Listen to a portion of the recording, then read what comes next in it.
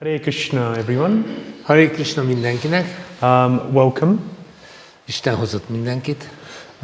Today is Sunday the 19th of October 2025. Ma 2025. október 19-e van. And yes, today we are finishing Canto 8. És ma befejezzük a 8. éneket. Which is amazing. It feels like we're getting closer to the 10th canto. Azért csodálatos, mert egyre közelebb kerülünk a 10. énekhez. I think sometimes the devotees were wondering whether we'd ever reach the 10th canto. Az az érzésem, hogy néha a bakták azon gondolkoznak, hogy tényleg megérjük azt, hogy elérjük a 10. éneket? We are getting closer. De most közelítünk. So, we have quite a lot to get through, 10 chapters. Ma 10 fejezetet kell végeznünk, úgyhogy elég sok dolgunk van. So let us continue with prayers. Akkor tehát kezdjük az imákkal. Om Jnanati Mirandasya Jnananjana Shalakaya Chakshurun Militam Yena Tasmai Shri Gurave Namaha Mukam Karoti Vachalam Pangum Langaite Grim Yat Kripatamaham Bande Shri Gurun Dinataranam Jai Shri Krishna Chaitanya Prabhu Nityananda Shri Advaita Gadadhar Shivasadi Gaura Bhakta Vrinda Hare Krishna, Krishna Krishna, Hare Hare Hare Rama, Rama Rama, Hare Hare. Prayers by Sanatana Goswami. Sanatana Goswami imái. Śrīmad-Bhāgavatam Mahima Stotram. So they glorify the Śrīmad-Bhāgavatam. A Śrīmad-Bhāgavatam dicsőítése. 5 verses. 5 versből áll. And I see some of you know them. És remélem, hogy már páran tudják. I see some of you know them. Ja, látom, hogy egy páran tudják. And it's good if we all learn these wonderful verses. És jó lenne, ha valamennyien megtanulnánk ezeket a csodálatos Before you approach Śrīmad-Bhāgavatam, often we chant Narayanam Namaskrityam Naram Chaiva Narottamam.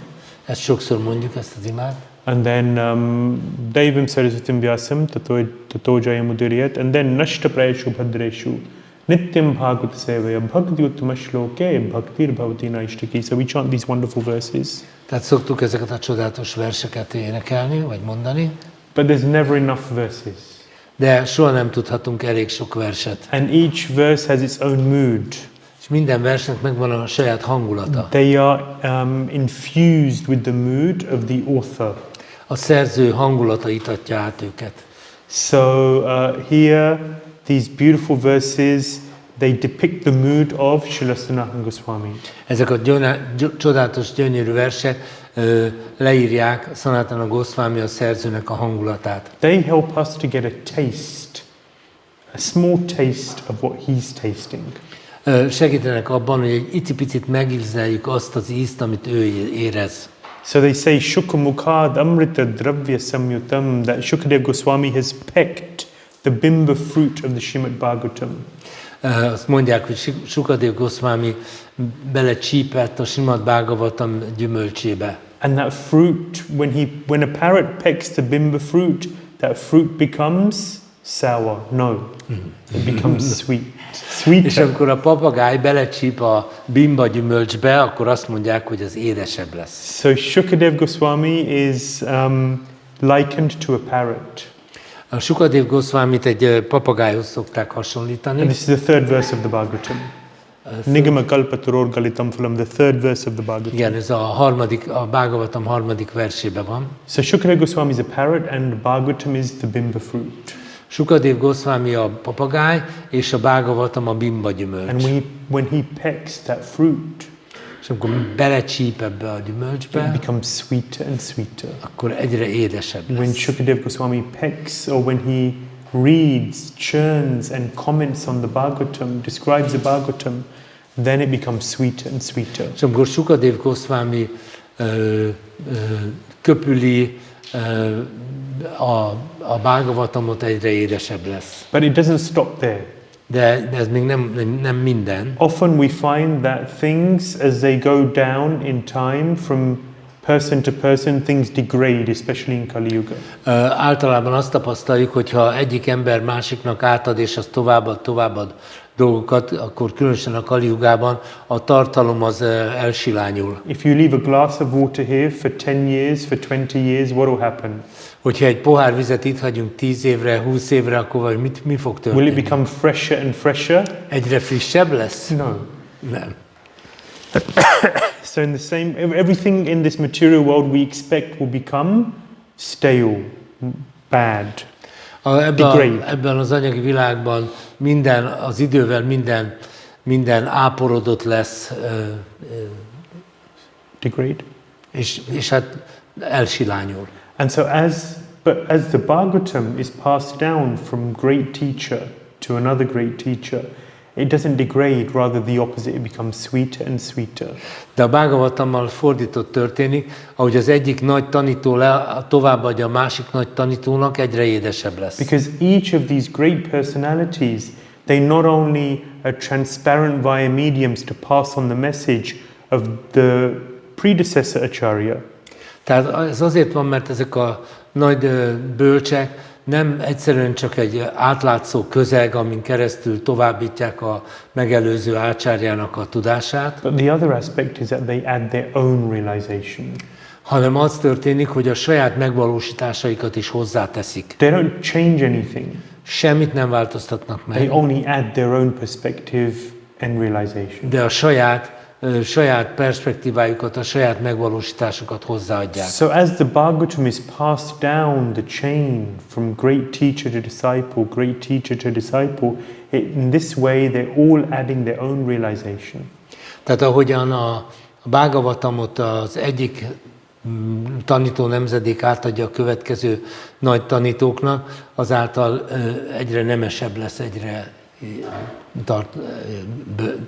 értékesebb lesz. It becomes sweeter. The bimba fruit of the Bhagavatam becomes sweeter and sweeter and sweeter. Tehát a Bhagavatamnak a bimba gyümölcse egyre édesebb és édesebb lesz. So Sanatana Goswami had many wonderful students. Sanatana Goswaminak csodálatos tanítványai voltak. They will have heard Bhagavatam from him. Tőle akarták hallani a Bhagavatamot. With his wonderful, amazing taste and realization. Az ő csodálatos ízével, a megvalósításainak csodálatos ízével. How fortunate those disciples were. Milyen szerencsések voltak azok a tanítványok. But from one perspective, we're even more fortunate.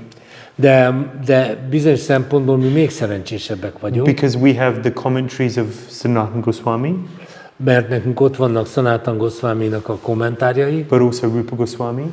De ott vannak Rupa Goswami kommentárjai. And also Vishwanath Chakravarti Thakur. És Vishwanath Chakravarti Thakurnak a kommentárjai. In places Bhaktisiddhanta Saraswati Thakur. Helyenként Bhaktisiddhanta Saraswati Thakur kommentárjai. And our own Srila Prabhupada. És a mi Srila Prabhupádunk kommentárjai. So we have even more nectar to chant. Szóval nekünk még több nektár jut. So we're even more fortunate. Tehát mi még szerencsésebbek vagyunk. So it's wonderful. We're so we should meditate on our fortune. Tehát ez nagyon csodálatos, és nekünk meditálni kell a saját szerencsénken. And feel gratitude for that. És átérezni a hálát. So, in this mood, let us approach Sanatana Goswami's prayers and beg to be able to enter into the Bhagavatam today and every day. Ebben a hangulatban közelítsük meg tehát Sanatana Goswami imáit, és imádkozzunk, hogy meg tudjuk ízlelni a Bhagavatam gyümölcsét. Sarvashashabdi Piyusha Sarvavedaika Satphala Sarvasiddhanta Ratnadhya Sarvalokaika Drikprada Sarvabhagavata Prana Śrīmad-Bhāgavata Prabho Kalidvanto Ditaditya Shri Krishna Parivartita Paramananda Partaya Premavashakshayate Premavashakshayate Sarvada Sarvasevyaya Sarvada Sarvasevyaya Shri Krishnaya Namostute Shri Krishnaya Namostute Madeka Bandhu Matsangin Madeka Bandhu Matsangin Madguru Man Mahadhana Madguru Man Mahadhana Man Nishtarka Madbhagya Man Nishtaraka Madhya Mad Ānanda Namostute Mad Ānanda Namostute Asadu Sadhu Tattayin Asadu Sadhu Tātāyin Ati Nichochatakara Ati Nicho Chatakara Hanamuncha Kadachinmam Ānamuncha Kodachinmam Prem Nahrit Kantayospura Prem Nahit Kantayospura Granth Śrīmad-Bhāgavatam ki Jai. Jai. So devotees can read the translation or remind themselves of the translation in their own time. A bakták a fordítást a saját idejükbe olvassák el. Okay, so Canto 8. 8. ének. So last week, no, 2 weeks ago, 2 héttel ezelőtt we discussed, what did we discuss? Gajendra saved. Megbeszéltük, hogy hogyan menekült meg Gajendra. His beautiful, deep, heartfelt prayer. Az ő csodálatos, mély, szívből jövő imáját. When we go in front of Shishridhanatai Vijay Gauranga, Shishirādhesham, amikor Shishridhanatai Vijay Gauranga vagy Radhesham elé megyünk, we have to pray. Naturally, we pray to them. Mi természetesen imádkozunk hozzájuk. We have to make that prayer heartful. Ez az ima, ez legyen szívből jövő. What is the qualification for hearing Bhagavatam? Mi a Bhagavatam hallásához szükséges képesítés? We know the 10 themes of the Śrīmad-Bhāgavatam. Tudjuk a Śrīmad-Bhāgavatam 10 témáját. Atra sarga, Canto 3 is sarga, Canto 4 is visarga. A 3-as ének a szarga, 4-es ének viszarga.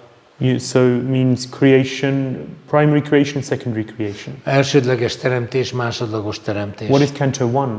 Mi az első ének? What is a qualification to hear Bhagavatam? Mi a képesítés ahhoz, ami szükséges ahhoz, hogy a Bhagavatamot olvassuk? Hogy halljuk. Close. Desperation. A reménytelenség. I'm desperate. Elszántság. I'm desperate for Krishna. El vagyok számba Krishnáért. It's not that I want to hear about Krishna, I need to hear about Krishna. Nem arról van szó, hogy szeretnék Krishnáról hallani, hanem hogy szükségem van arra, hogy Krishnáról I mean, hallani. it's good to want to hear about Krishna. És az jó, hogyha valaki akar Krishnáról It's hallani. very good. Nagyon jó. But even more, added to the mix, I need Krishna. De még jobb, hogyha érzem azt, hogy szükségem van Krishnára. There's a deeper intensity. Ennek van egy mély intenzitása. That's what the Lord does to Parikshit Maharaj. The Lord puts Parikshit Maharaj in that situation where it's not, he always wanted to hear about Krishna, but he becomes so desperate he needs to hear about Krishna. Igen, hát az úr Parikshit Maharajot egy olyan helyzetbe teszi, hogy persze mindig is akart hallani Krishnáról, de egy olyan helyzetbe teszi, ahol neki muszáj Krishnáról hallani. And so in that situation, you drink every word. Egy ilyen helyzetben minden szót beiszunk. Parikshit Maharaj is the best student. Parikshit Maharaj a legjobb diák. Each of the 9 processes, Shravanam, Kirtanam, Vishnu Smaranam, they're represented by particular personalities. A Bhakti 9 folyamatát különböző személyek képviselik, vagy jelenítik meg. So then Shravanam, Kirtanam. Shravanam, who's the epitome of Shravanam, hearing about the Lord? Parikshit Maharaj. Tehát ki a Shravanamnak, tehát az Úrról való hallásnak, ki a megszemélyesítője? Parikshit Maharaj. And of course, Kirtanam is Shukadev Goswami. És természetesen a Kirtanam, az Shukadev Goswami. Parikshit Maharaj is drinking the nectar. Parikshit Maharaj beissza a nektárt. In the same way, this mood of desperation has to be there in our bhakti, in our approach to the Lord always. Az a jó, hogyha ez a kétségbeesés áthatja minden tettünket az Úr iránt. Krishna, actually, I have no other hope, I have no other shelter. Krishna, nekem valójában nincsen más reményem, nincsen más menedékem. So then when you come in front of their lordships and you pray with that mood, with a softened heart, Tehát, hogyha az Urak elé járultok, és ezzel a meglágyult szívvel imádkoztok, that prayer hits the Lord's heart. ez az ima egyenesen az Úr szívébe hatol. That inspires him. Ez lelkesíti őt. That makes him feel, I want to reciprocate. Ettől fogja úgy érezni, hogy én most akarok viszonozni. So we have to approach the Lord in that mood. Tehát így kell megközelítenünk az Urat ebben a hangulatban. We should analyze ourselves when things are going well in life. Csak elemezzük egy kicsit, amikor a dolgok jól mennek az életünkben, Everything's smooth, minden simán megy, things are going to plan, minden a terveink szerint történik. you feel good, Jól érzem magam, people around you are good, a jó emberek vesznek körül. relationships are good, What? relationships are good, Jók a kapcsolatok, work's going well, jól megy a munka, nothing to worry about. nem kell semmi How aggódni. do you feel when you go in front of the Lord? Akkor milyen érzéssel mész az Úr elé? So it can be that the heart becomes a little hard. Akkor előfordulhat, hogy a szív így megkeményedik. And then compare that, and it doesn't have to be the case. Persze ez nem kell, hogy így legyen. My point is not that you have to be having a miserable life and only then can you practice Krishna consciousness. Nem azt akarom mondani, hogy neked nyomorult életednek kell legyen ahhoz, hogy a Krishna tudatba kezdj. I'm just warning because this can be a tendency. Én csak figyelmeztetlek benneteket, hogy ez előfordulhat egy tendencia. And then when things are going bad, when things are going terrible, then we come in front of the Lord and then we're really humble and then we're really praying. És hogyha a dolgok nem mennek jól, hogyha gondok vannak, akkor tudunk úgy menni az Úrhoz, hogy jaj, Uram, please Krishna, I have no other hope. Krishna, nekem nincs más reményem. Everyone else is letting me down. Mindenki cserben hagyott. Nothing else works. Semmi más nem működik. And then we come in front of Krishna. Aztán megyünk Krishna elé. Krishna is happy whenever we come to him. Krishna örül bármikor, amikor megyünk hozzá. But you know, we have this phrase in English called a fair weather friend. When the weather's good, when things are going well, then. Ugye van angolban ez a kifejezés, hogy egy olyan barát, aki jó időben barát. And when things are going bad, then not. És amikor, hát ez bajban ismered meg a barátot. Yeah. Ez az expression, bajban ismered meg a barátot. Right. A friend in need is a friend indeed. A friend in need is a friend indeed. Is a friend indeed, yeah. Exactly. Yeah. Tehát ez a bajban ismered meg a barátot. So the point is that a relationship with Krishna should not be conditional. Azt akarom ezzel most hangsúlyozni, hogy a Krishnához való kapcsolatunk ne legyen feltételes. It should not be conditional on our external environment. Nem szabad, hogy a mi külsődleges környezetünkön múljon. Because we have to be fixed in knowledge, understand what this material world is and what our material experience is all about. Mert szilárdan kell tudnunk, hogy ez az anyagi világ, ez miről szól. And what our relationship with Krishna actually is. És hogy mi valójában a Krishnával való kapcsolatunk. And always approach him with great humility and in a mood of desperation. És mindig a legnagyobb alázattal és egyfajta kétségbeeséssel közelítsük őt meg. So that's Gajendra. Ez Gajendra. Last week we learned about the churning of the milk ocean. Múlt alkalommal hallottunk a tejóceán kiköpüléséről. And how the eternal battle between the demons and the demigods continued. És hogy hogyan folytatódott a félistenek és a démonok közötti örökös háború. However they made a truce. Hogyan kötöttek fegyverszünetet. Cooperated. Hogyan működtek együtt. Many things came out from this churning. És ebből a köpülésből nagyon sok dolog jött ki. Ending with the amrit, the nectar of immortality. És a végén aztán a halhatatlanság nektárja is előjött. And that is what they were all looking for. And Mohini Murti helped to make sure that was received by the demigods rather than the Tehát ugye mindannyian erre vágytak, és aztán Mohini Murti inkarnáció eljött és gondoskodott arról, hogy a félistenek kapják meg. You remember how Lord Shiva was bewildered by Mohini Murti? Emlékezhetünk arra, hogy az Úr Shiva hogyan zavarodott meg a Mohini Murti láttán. And then we heard a little bit about the Manus and leadership and management. És akkor egy kicsit hallottunk a manukról és a vezetésről. This week we'll be hearing about Vamanadev, Ezen a héten Vamanadevről hallunk. the Dwarf Incarnation. A Törpe Inkarnációról. Yeah, so very interesting. Nagyon érdekes. When so of course, where did we leave things last week? The demons and the demigods. So the demigods got the upper hand; they got the nectar. Ugye a múlt alkalommal ott hagytuk abba, hogy a félistenek kerekedtek felül, megszerezték a nektárt. However, the nectar only lasted for one manvantara.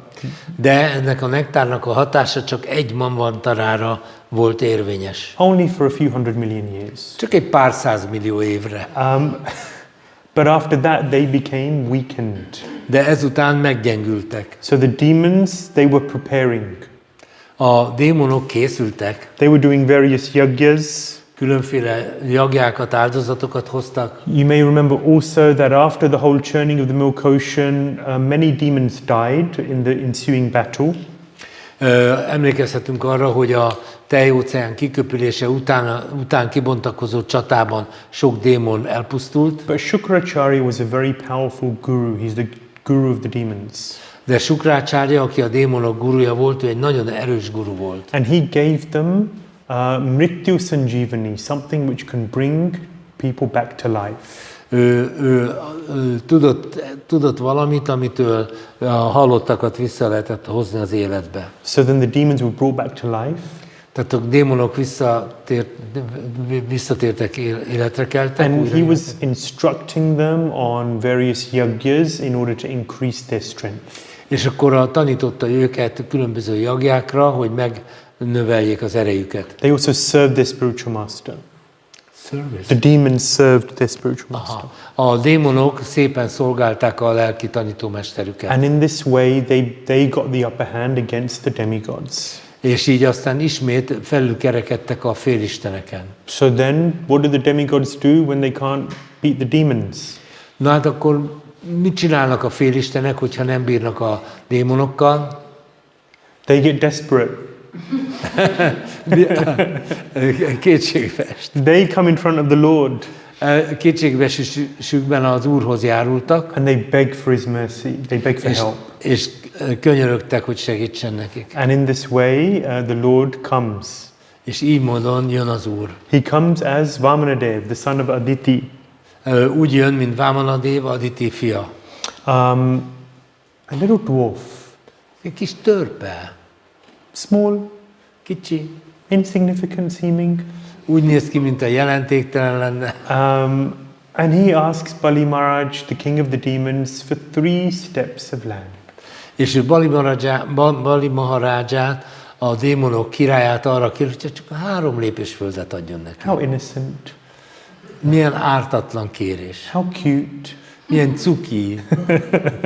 So Shukracharya warns, we'll see, he warns his disciple Bali, don't do it. Shukracharya figyelmezteti a tanítványát, Balit, ne egyezz bele. But in a very special circumstance, Bali Maharaj, a devotee, he ignores, he rejects his guru.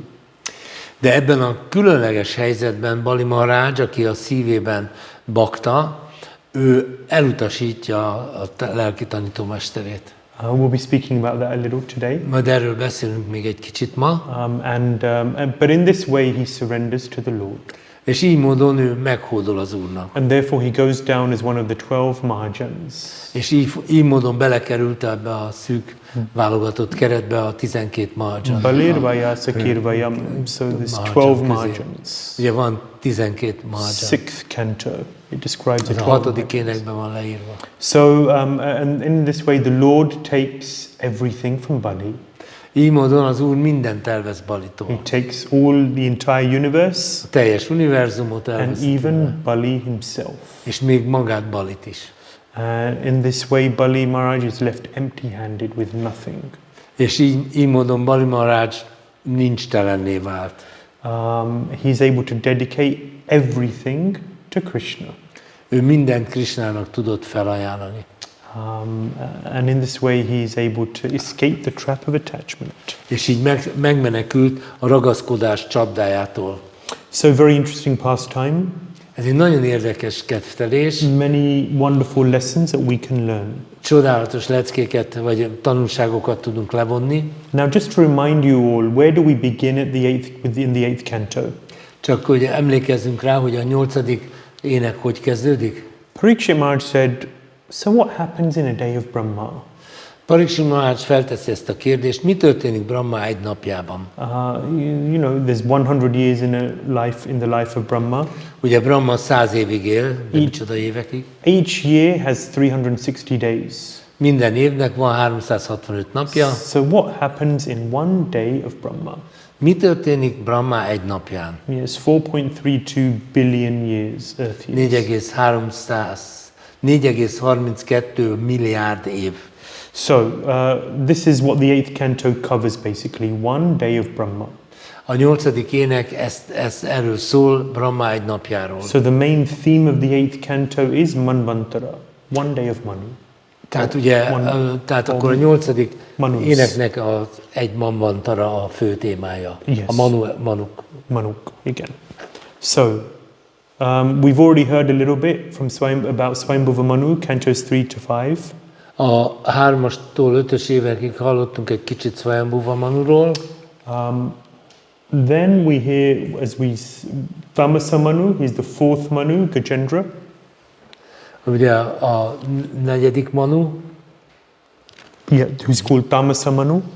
Bámasa Manu. Tamasa Manu. And it's not Tamagun, it's not related to the... Nem Tamagunához, semmi köze a Tamagunához. Right? But that's when the pastime of Gajendra takes place. És ez az a Manu, akinek az ideje alatt a Gajendra történet megesik. The sixth Manu is called Chakshusha Manu. A 6. Manu Csáksus Manu.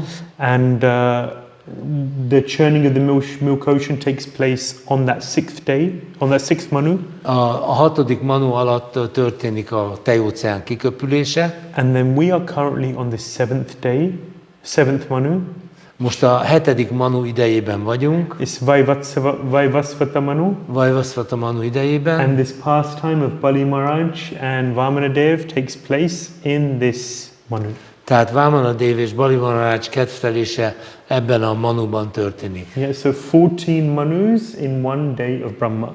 14 Manu Brahma egy napja alatt. So you could say that Brahma's days kind of split into 14 sections. Azt is mondhatjuk, hogy Brahma egy napja ilyen 14 szakaszra osztható. In between each Manu there is a partial devastation. És minden Manu között van egy részleges megsemmisülés. And at the end of a day of Brahma there is also a partial devastation. És a Brahma egy napja leteltével is van egy részleges megsemmisülés. And at the end of a life of Brahma there is a complete devastation. És Brahma élete végével egy teljes megsemmisülés van. It's relevant because we'll be speaking about this at the very end, because we hear in the 24th chapter about Matsya Avatar. Ez azért releváns most, mert a 24. fejezetben fogunk hallani Matsya Avatárról. Okay, so in these chapters, this is chapters 15 to 24 of this 8th canto. Ugye a 8. éneknek a 15-től 24-es fejezetével fogunk ma foglalkozni. Yeah, so we'll hear about how Bali Maharaj's fortunes change. Arról fogunk hallani, hogy Bali Maharajnak a szerencséje hogyan fordul. The demons gain strength. A démonok megerősödnek. And then we'll hear about how in this situation the demigods look for help. Ebben a helyzetben a félistenek segítségét folyamodnak. They're chased away from their heavenly realm. Kikergették őket a a mennyei bolygóikról. And so Aditi, the mother of the demigods, És ezért Aditi, a félistenek anyja, she begs the Lord for help. így könyörög az Úrhoz. And then Vamanadev comes, as we see in this picture. És akkor, amit látjuk, Vamanadev megjelenik. Vamanadev asks Bali Maharaj for 2 steps of land. Vamanadev mindössze 2 lépésnyi földet kér Vamanadevtől. And then a third. Bocsánat, Bali Maharajtól. And then a third. És utána a harmadik lépés. And that defeats Bali Maharaj and the demons. És így legyőzi Bali Maharajot, a démonok királyát. And thus Aditi's desire is fulfilled and the demigods can return to their kingdom. És így aztán Aditinak a vágya teljesül, hogy a félistenek visszatérhetnek a bolygóikra. And then finally Matsya Avatar. És a végén lesz Matsya Avatarról. Okay, so let's get into it. The demon come back. Tehát ugye a démonok visszatérnek. So the demons were crushed by the demigods, as we heard last week. Igen, a démonokat jól elpáholták a félistenek. And then of course, as I mentioned, they're then encouraged by the Brahmanas and Shukracharya to engage in various sacrifices. Aztán a brahmanák és főleg Shukracharya arra indították őket, hogy végezzenek mindenféle áldozatokat. So that they can regain cosmic control. És ennek révén, hogy visszaszereshessék az uralmat a kozmosz fölött. Through all of these endeavors, Bali Maharaj gains all sorts of weapons, celestial weapons. Az ilyen törekvések során Bali Maharaj különféle fegyverekhez jut. And various boons which allow him to multiply manyfold his powers.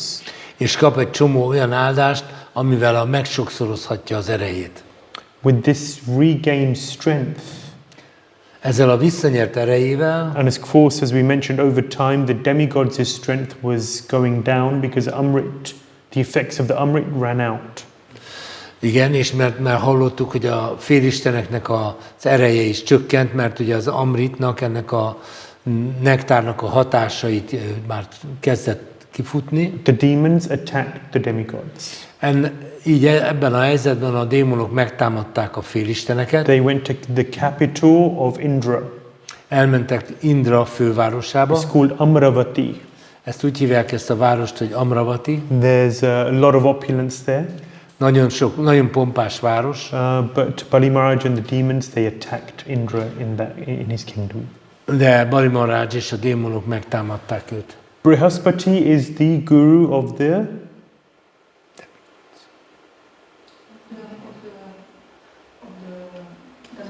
correct. Tehát Brihaspati a félistenek guruja. So he advised the demigods, you've got no chance. Azt mondta a félisteneknek, hogy nincs esélyetek. Escape while you can. Meneküljetek, ahogy tudtok. Because right now the demons are very, very strong. Mert most éppen a démonok roppant erősek. How have they gained so much power, so much strength? They were asked. Hogy tudtak ennyi erőre szert tenni? Number 1 is explained. Az egyes számú magyarázat. The most important thing that they did. Mi volt a legfontosabb dolog? They were following their spiritual master. Követték a lelki tanítómesterüket. They follow their spiritual master. Követték a lelki tanítómesterüket. This is the number 1 ingredient for all of us. Mindannyiunk számára ez az egyes számú hozzávaló. So Bali Maharaj gained great strength through this. Ezáltal Bali Maharaj nagy erőre tett szert. Srila Prabhupada said that this is the secret to success. Srila Prabhupada azt mondta, hogy ez a sikernek a titka. He often said that he simply followed his spiritual master. Sokszor mondta, hogy ő nem tett mást, mint csak követte a lelki tanítómesterét. When asked about how he gained such success in such a short space of time, sokszor megkérdezték, hogy tudott ekkora sikert elérni ennyire rövid idő alatt. he said, I just simply followed my spiritual master without any deviation. Erre azt mondta, hogy egyszerűen csak követte a lelki tanítómestert minden eltérés nélkül. It sounds so simple. Annyira egyszerűnek tűnik. It can be difficult sometimes. Néha persze nehéz lehet, especially when your spiritual master is there and telling you to do this and not do this. különösen akkor, amikor jelen van a lelki tanítómester, és megmondja neked, hogy ezt tedd, azt meg ne tedd. It's definitely very useful. De ez határozottan nagyon, nagyon hasznos. To have that person in your life. Nagyon, nagyon hasznos, hogyha egy ilyen személy van az életedben. It's a real test. Ez egy igazi próbatétel. A real test of where we're at in spiritual life. Ez egy ilyen próbatétel, hogy tudunk a lelki életben boldogulni. One Srila Prabhupada, I can't remember if I've told this story before. This is in Krishna Balaram Mandir of Vrindavan. Ugye nem tudom már, hogy hol hallottam ezt a történetet, Krishna Balaram templomban történt. The temple was quite new. A templom nagyon új volt. In India, in Vrindavan, the Krishna Balaram temple was called the Angrezi Mandir, means the Westerners' temple. Vrindavanban a Krishna Balaram templomot csak úgy hívták, hogy a nyugatiak temploma. Because all of the other temples, of course, it was full of Indians, locals. This was one temple where there was hardly any Indians there, it was all Westerners. Ugye az összes többi templom természetesen indiaiak voltak. Ez volt az egyetlen templom, ahol alig volt indiai, hanem csak nyugatiak voltak. And in between, if you've been to Vrindavan, then there's a Krishna Balaram temple, and maybe 10-15 minutes away is Loy Bazaar. Aha. Tehát ugye Vrindavanban a Krishna Balaram templomtól 10-15 percre van a Loy Bazaar. I mean, these days it takes 45 minutes to get there because there's so much traffic. Persze manapság ez 45 percig is tarthat, de akkora forgalom van. In those days, between Krishna Balaram temple and Loy Bazaar, there were two buildings, maybe. Azokban az időkben a Krishna Balaram templom és a Loy Bazaar között talán 2 épület And the volt. rest of it was just forest. És a többi az csak erdő volt. So there's hardly anything in between. Nem volt szinte semmi. These days, of course, there's roads, but it's full of hotels, restaurants, shops, houses. Manapság már ez természetesen ott van az út, de ezt kísérik szállodák, éttermek, minden tele van épületekkel. Yeah. And not to mention unlimited cars and és ne is beszéljünk a rengeteg autóról, a kis riksáktól, motoros riksáktól. Yeah. So unlimited thing is so busy now. Manapság nagyon-nagyon zsúfolt. Anyway, so the devotees went to go shopping. Na mindegy, a bakták elmentek bevásárolni. And they went to a cloth shop. És elmentek egy ilyen textilüzletbe. And you bought cloth often in those days in big rolls. Azokban az időkben végszámra vették a textilt, a So szövetet. then they asked the shopkeeper, can we try this cloth? Sorry? They asked the shopkeeper, can we try this cloth? És akkor mondták a boltosnak, hogy ezt megpróbálhatjuk? And then they tried, can we have some better cloth? Can we have some better cloth? Lehet nekünk esetleg egy kicsit jobb minőség? Can I see your best cloth? Szeretném látni a legjobb anyagodat. So they're looking at the roll of the best cloth. És akkor nézték ezt a legjobb textilt. And then they asked for something different. Akkor kértek valami mást. And then when the shopkeeper went inside to find the cloth they asked for. És amikor a boltos bement, hogy megtalálja azt a szövetet, amit kértek. What did they do? Mit csináltak? They ran off with the best. Elszaladtak a legjobb véggel. And they went home, back home to the temple. És akkor elmentek a templomba. And it wasn't difficult tracking down where these people were from because there were only white people around in Vrindavan. Nem volt túl nehéz kinyomozni, hogy kik a tolvajok, mert ugye nem sok fehér ember volt akkoriban arra. So the shopkeeper went to the Angrezi Mandir, Krishna Balaram temple, the white man's És akkor a boltos elment a nyugatiak templomába. And he said, I want to see your leader, I want to see Prabhupada. És és kereste a főnököt, Prabhupádot. So then the shopkeeper, he's a Brajvasi, he went to see Srila Prabhupada and he complained. He said, your people came and they stole my cloth. És mentek Prabhupádhoz reklamálni, hogy az embereid eljöttek és ellopták a szövetemet. And he can't believe it. He says, what are these people doing? This is the Dham. They're coming here and stealing. What are you training them? What are you... És teljesen hitetlenkedve mondta, hogy mit csinálnak ezek az emberek, ez a szent Dham, és ide jönnek lopni. Srila Prabhupada was like, oh my God, so embarrassing, you know. Srila Prabhupada teljesen kész volt. Vrindavan was Prabhupada's home. Vrindavan Prabhupádnak az otthona. He knew all the people. Mindenkit ismert. They all knew him. Mindenki ismerte őt. Now he had brought these Westerners to Ide his hozta home. ezeket a nyugatiakat. He had brought these Westerners to his home, Ugye hazahozta, tehát az otthonába hozta a nyugatiakat. And then they steal from the shopkeepers. És akkor lopnak a boltból. So Srila Prabhupada said, I'm so sorry. Prabhupada bocsánatot kért. And he ordered, okay, they brought the cloth back, they gave it back to the shopkeeper. És akkor szólt, hogy adják vissza a szövetet a boltosnak. And he said, yes, they're 10th class men. Igen, hát ezek tizedosztályú emberek. But they'll do anything I want them to do. De ők mindent megtesznek nekem. They're so surrendered. They're so surrendered. Ők annyira meg vannak hódolva. So Srila Prabhupada really appreciated this quality of surrender. Srila Prabhupada nagyon értékelte ezt a meghódolást. Because if one is surrendered, then everything else will come. Mert hogyha meghódolsz, akkor minden más jön. All other qualities will come.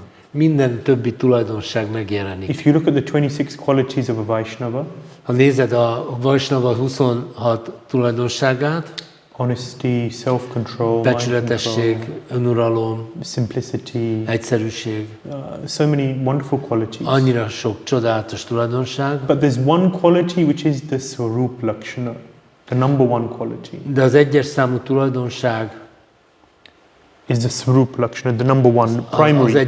Tehát az elsődleges tulajdonság. And the other 25 are secondary qualities. És a többi 25 az másodlagos. What is that number one quality? Mi az első számú? Krishnaika Sharanam. That a devotee has surrendered to Krishna. A bakta meghódolt Krishnának. And from that, all other good qualities will come. És ebből jön minden jó tulajdonság. So Srila Prabhupada really appreciated this quality of their surrender to him. Szóval Srila Prabhupada nagyon értékelte ezt a tulajdonságot, hogy ők meghódoltak. Shall I tell one more story about surrender?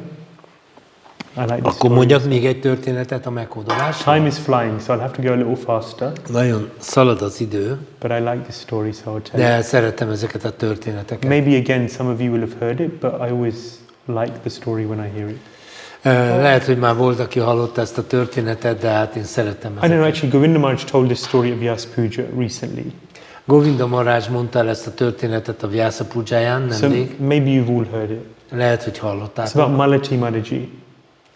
Malati Mataji. Van Malati Mataji-ról szól. You've heard this? Hallottátok? Okay. Yes, so you heard it with Govinda Maharaj. So I won't tell it again. It's been told recently. Nemrég mondták el ezt a történetet. Anyway, so then Bali Maharaj gained great strength through following his spiritual master. Tehát Bali Maharaj úgy nyert nagyon nagy erőt, hogy követte a lelki tanítómesterét. And they took over Amaravati, they took over the heavenly kingdom. Elfoglalták a mennyei királyságot. And so Bali was in charge. És akkor Bali volt a főnök. Often when you're on top, when things are going well, then you get lax. Sokszor előfordul, hogy amikor a csúcson vagy, amikor a dolgok jól mennek, akkor úgy lelazítasz. But Bali Maharaj continues doing yajnas. De Bali Maharaj tovább folytatta az áldozatok végzését. He continues trying to strengthen his position. Azért folytatja, hogy megszilárdítsa a helyzetét. And he continues to try and increase his influence. És továbbra is növelte a befolyását. So he doesn't sit on his laurels, as we say. Nem pihent a babérjain. Okay. So what happens next? Hát akkor mi történik? Okay, so who is Aditi? Ki ez az Aditi? Again. Yeah, so the mother of the demigods. Ő a félistenek anyukája. So it's Kashyapa Muni. Ugye van Kasyapa Muni, and he has many wives, but the two that we're focusing on, we went over this. sok felesége van, mi ezt már vettük, de ugye a két fő feleség van, számukra My fontos. writing is better than this. It just looks terrible on this thing. I just want to. Bocsánat, én szebben is tudok írni, csak ez így nagyon rosszul néz ki. So Diti has the Daityas. A Diti-nek vannak a dajtyák, And és az Aditi-nek az adittyák. correct. So Aditi has the Adityas who are the félistenek. Ők a félistenek, igen. I'm going to give my first class in Hungarian tonight, so please give me your blessings. Ma az első a magyar nyelvű leckét adok. Yeah, it's an online class. Ez egy online lecke lesz. So I've been practicing. Will it be recorded? I hope not. I must hear it. Oh, Hol lesz? online. Atul Krishna Prabhu-nak van egy csoport. Atul Krishna Prabhu. Attól a Krishna. Tessék? Lelkesság. Nem tudom. Ez a Aha. Anyway, I don't want to digress. So Kashyapa has two main wives that we're speaking about here, Diti and Aditi. Tehát ugye két fő felesége van, Diti és Aditi. Diti has the Daityas. A Ditinek a dajtyák, They are the demons. ők a démonok. And then Aditi has the Adityas. A Ditinek vannak a gyerekei, az adittyák, a félistenek. Just like Pritha has Partha. Ez ugyanúgy, mint Pritu és Párta. Pritha is Kunti Devi. Prita az Kunti Devi. And then she has a son called Partha Arjun. És az ő fia az Párta, Arjuna. Krishna many times in the Gita calls Arjun Partha. A Gítában Krishna sokszor Pártának hívja Means Arjunát. son of Kunti. Ez azt jelenti, hogy Kunti fia. Yeah, so Aditi has the Adityas. Tehát a Ditinek az adittyák a gyerekei. Aditi has the És Adityas. az Aditi az adittyák. Yeah. So Aditi is very concerned. Aditi nagyon aggódik. Her sons have been driven away from their kingdom. A fiaimat kiűzték a királyságukból. What will they do? Where will they Mi sleep? lesz? How will they Hol fognak eat? aludni? Mit fognak enni? Any mother is very concerned for her Minden for her anya children. aggódik. So then she thinks, what can I do to help? Aztán arra gondol, hogyan tudnék segíteni nekik? How can I help my sons to regain their position?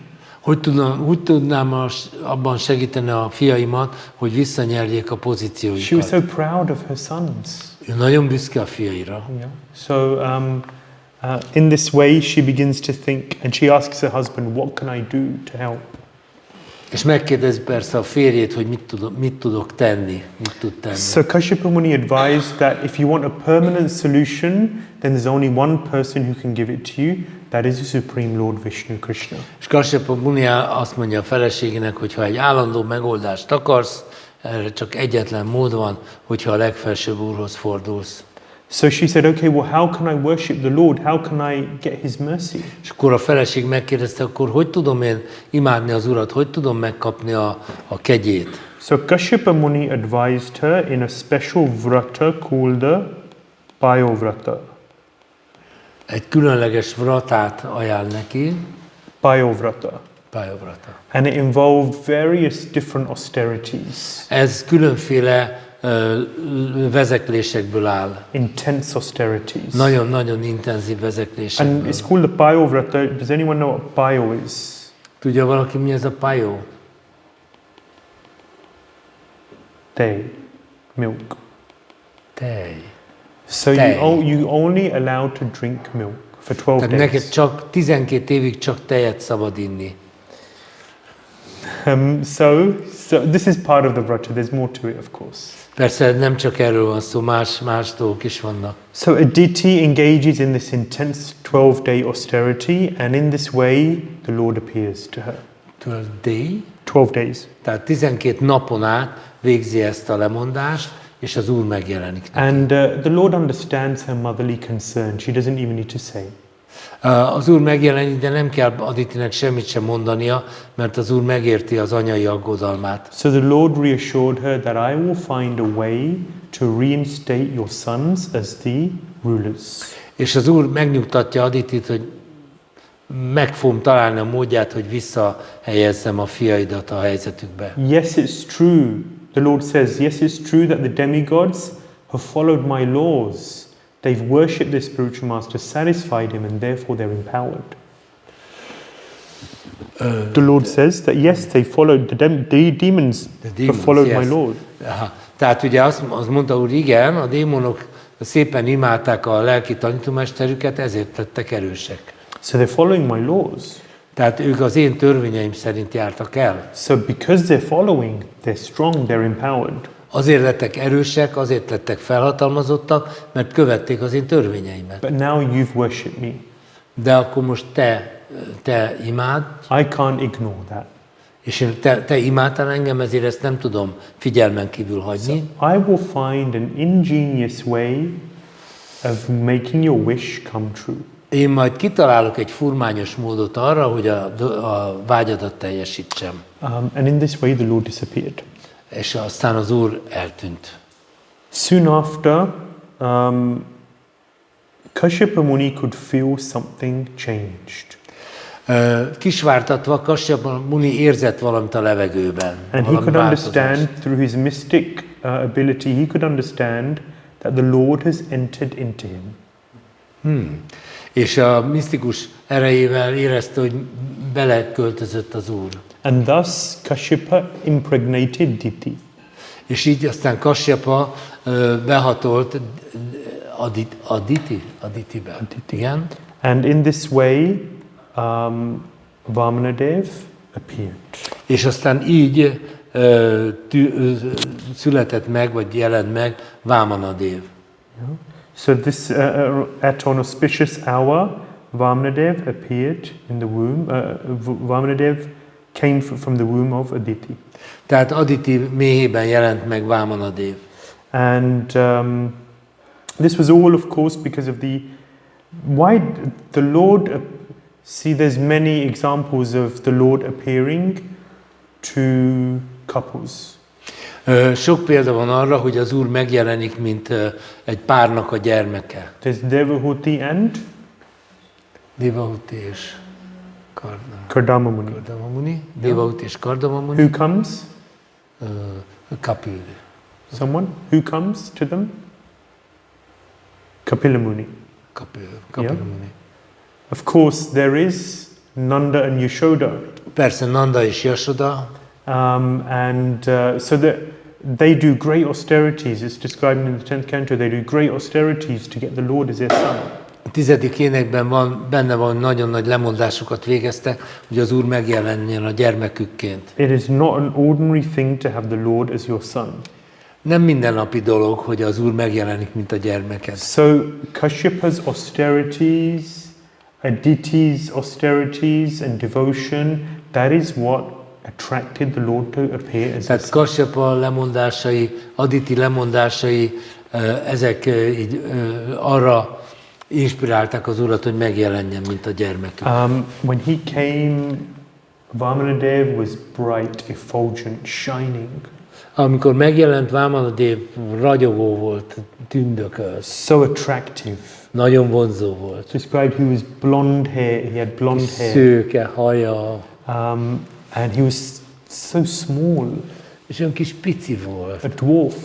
Egy kis törpe. He was so cute. Annyira cuki.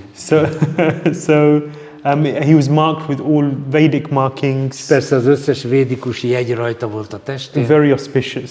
Nagyon kedvező. And it was clear that he had come to save the demigods. Nyilvánvaló volt, hogy azért jött, hogy a félisteneket megmentse. Various great sages and demigods came at that time in order to greet and glorify Lord Vamanadev. Egy csomó félisten és bölcs megjelent, hogy dicsőítsék őt. But how would this little child, this little dwarf, be able to help fight the big, bad, strong, empowered demons? Tehát hogyan fog egy ilyen kis aranyos pici gyerek megküzdeni a nagy, rossz, erős démonokkal. He seems so soft and Annyira insignificant. kis lágy, olyan kis... What could he possibly do to help? Hát mit tud segíteni egy ilyen kis gyerek? So it's interesting. The Lord comes in all sorts of shapes and sizes. Az Úr, ez nagyon érdekes, hogy az Úr mindenféle méretben, alakban megjelenik. And we have to be very careful not to underestimate. És nagyon vigyázzunk kell, hogy ne becsüljük alá egyetlen megjelenését sem.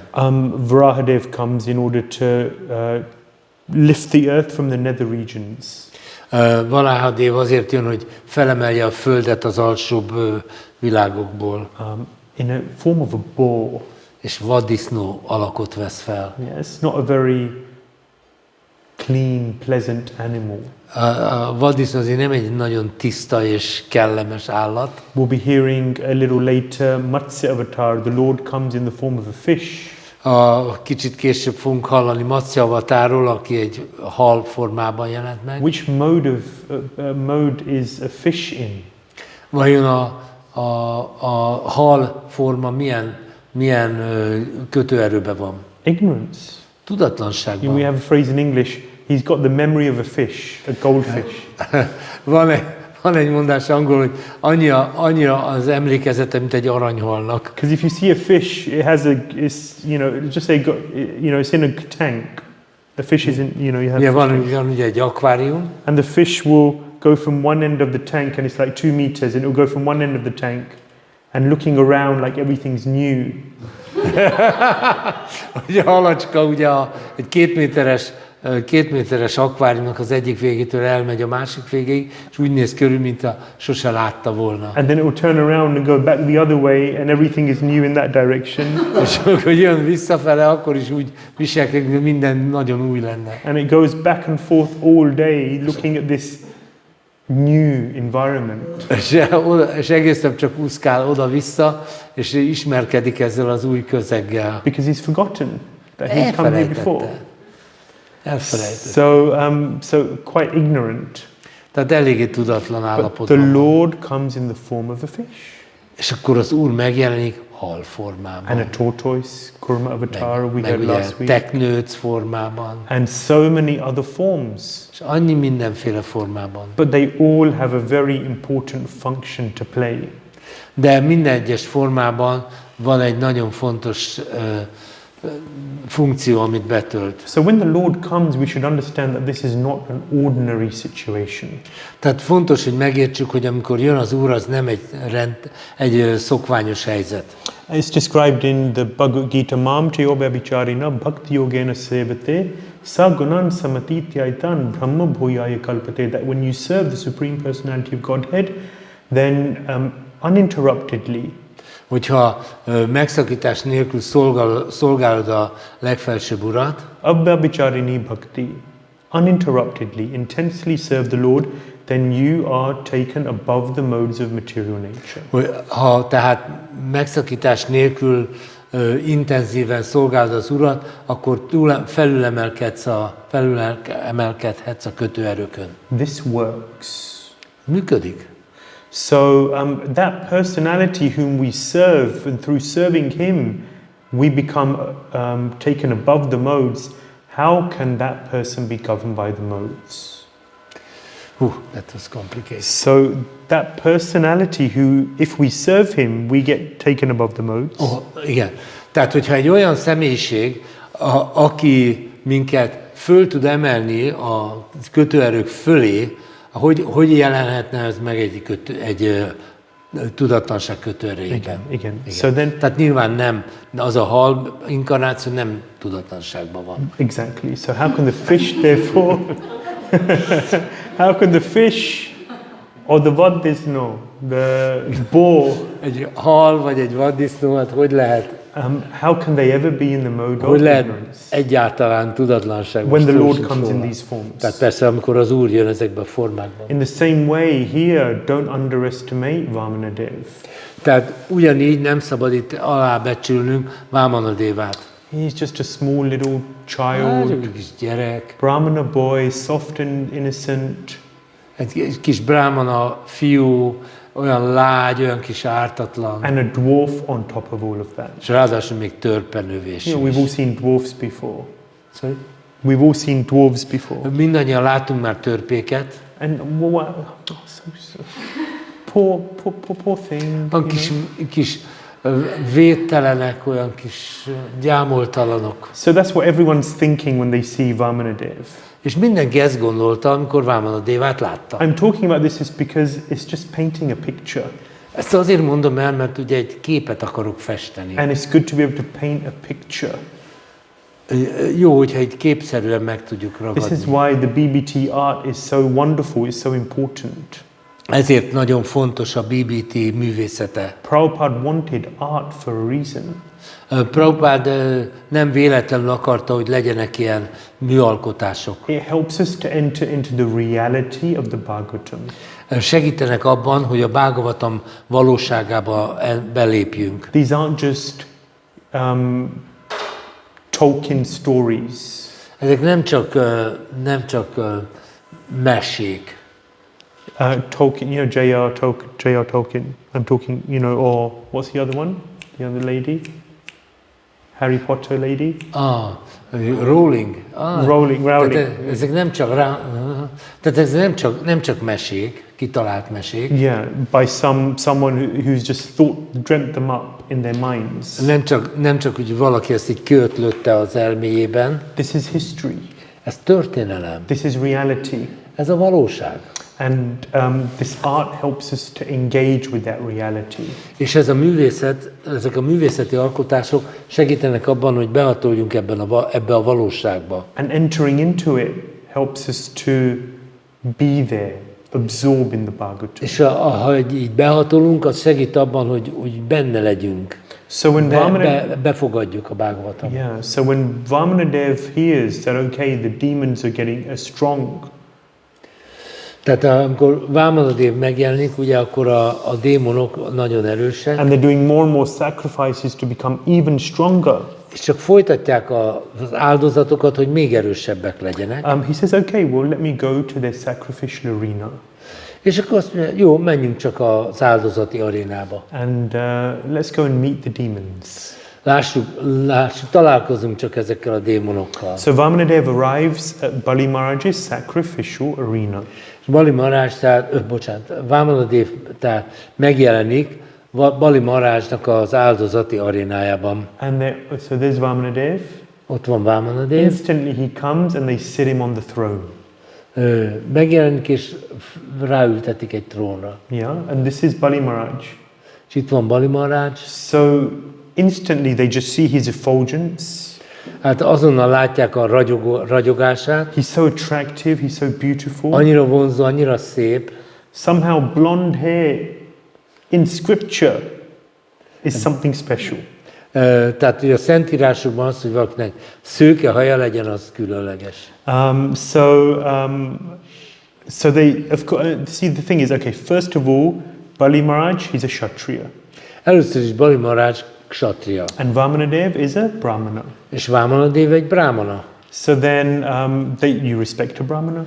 Tehát a kshatriya tiszteli a brahmanát. So then they sit him on the throne. Felültetik egy trónra. And they wash his feet. Megmossák a lábát. Bali Maharaj personally, you see, he's carrying this pot. He washes the feet. Látjátok, hogy Bali Maharaj személyesen mossa a lábát. And we have to remember Bali Maharaj's roots. Ne felejtsük el, hogy Bali Maharajnak kik az ősei. We spoke about this last week, I believe. Múlt héten említettük. Bali Maharaj's father is, then remember the name? Ki Bali Maharaj apja? Virochan. And then Virochan's father is?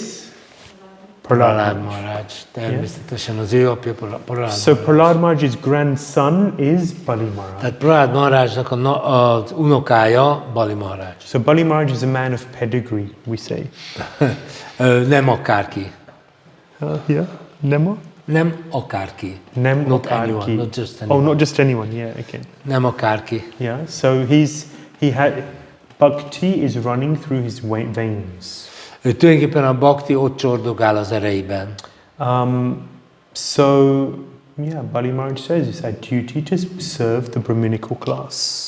Tehát, hogy Bali Maharaj kötelességtudóan szolgálja a brahmana osztályt. He says, Namo Brahmanya Devaya, Go Brahmanya Hitaya Cha. The Brahmanas are very dear to Krishna. A brahmanák nagyon kedvesek Krishnának. And by serving the Brahmanas, we satisfy Krishna.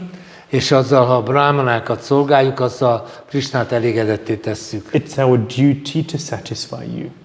És ez a mi kötelességünk, hogy elégedetté tegyük őt. So he asks Vamanadeva, what would you like? How can I serve you? És megkérdezi Bali Maharaj Vamanadevát, hogyan szolgálatlak téged, mit szeretnél? Ask me for anything you'd like. Kérj tőlem bármit, amit szeretnél. Vamanadeva is just sitting there, smiling, Vamanadev csak úgy mosolyog, itt ülött és mosolyog. looking, we say in English, like butter wouldn't melt in his mouth. Olyan, akinek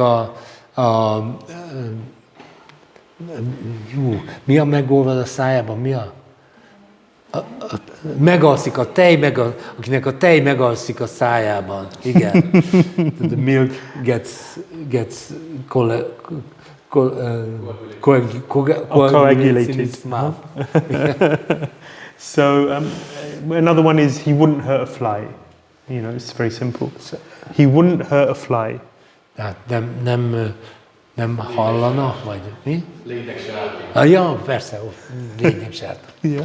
So he's looking all and he starts to glorify Bali Maharaj. És elkezdi dicsőíteni Bali Maharajot. Oh, Bali, you're so great. Bali, te olyan nagy vagy. You're so wonderful. Csodálatos vagy. You're so generous. Annyira nagy lelkű vagy. Look at me, I'm so insignificant. I've come here, but still you want to offer me something in charity. Hát én olyan jelentéktelen vagyok, és te mégis valami adományt akarsz adni nekem. You're following your family tradition so nicely. Olyan szépen követed a családod hagyományait. Of course, the whole world has heard about your grandfather, Prahlad Maharaj.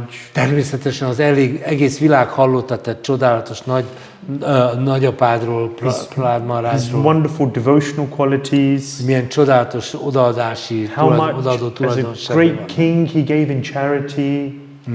Hogy micsoda nagy király volt, aki adományozott. So you're representing him very well. Tehát nagyon szépen képviseled őt. He said, I guess if you really want to give me something, hát te tényleg akarsz nekem adni valamit?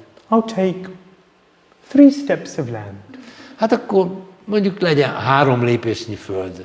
And Bali Maharaj says, 3 steps of land?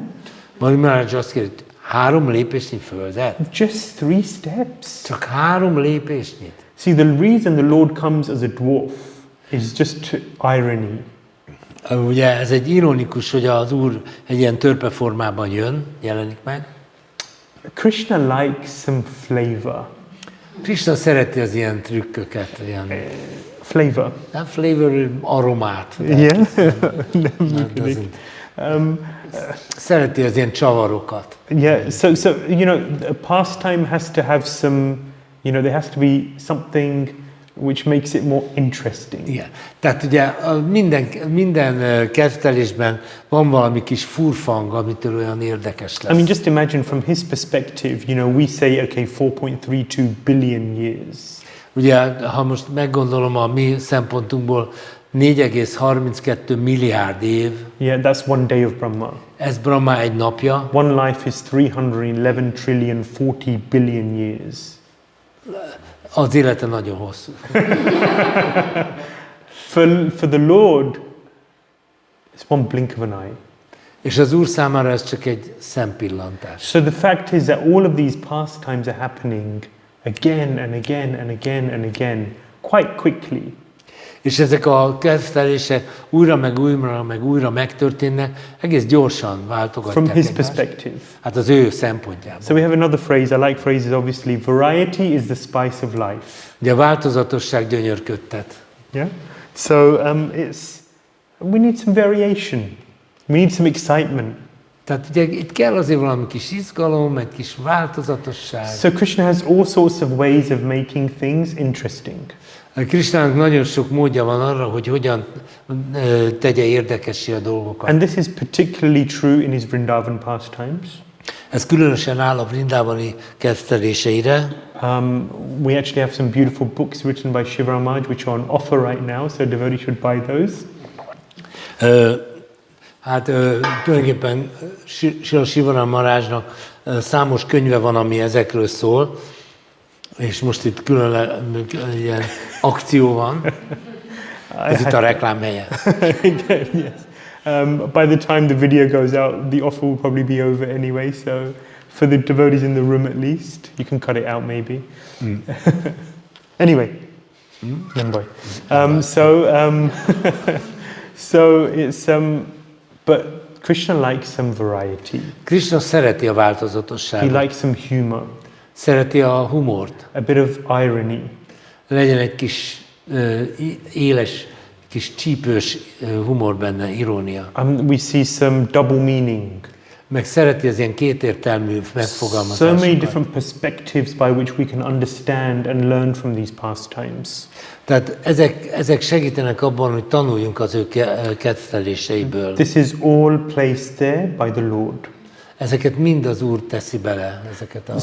So when this little dwarf asks for 3 steps of land, amikor ez a kis törpe mindössze 3 lépésnyi földet kér, then Bali Maharaj looks at him and says, come on.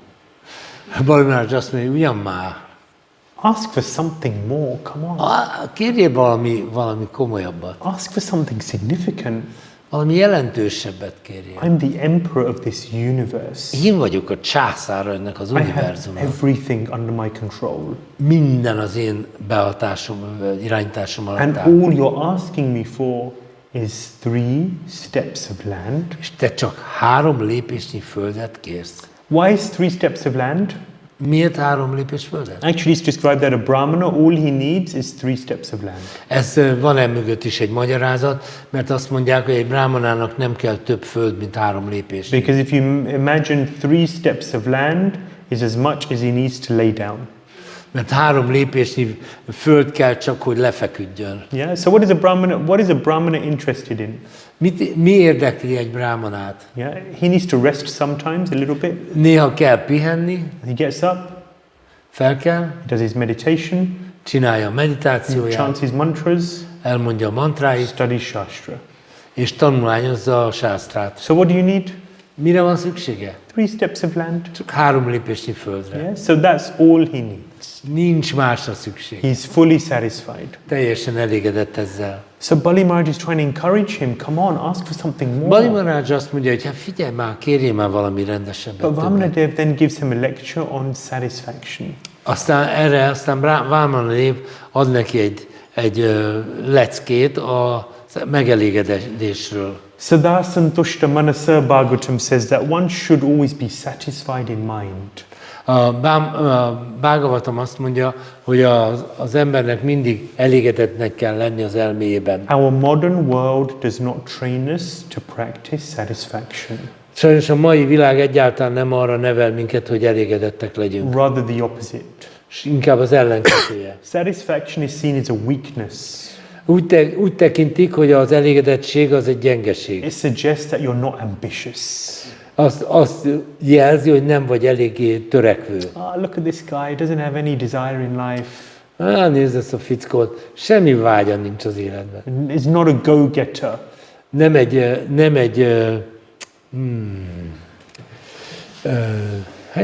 Nem olyan valaki, aki a dolgokat elintézi. So then in these few verses in the 19th chapter, Vamanadev instructs us in satisfaction.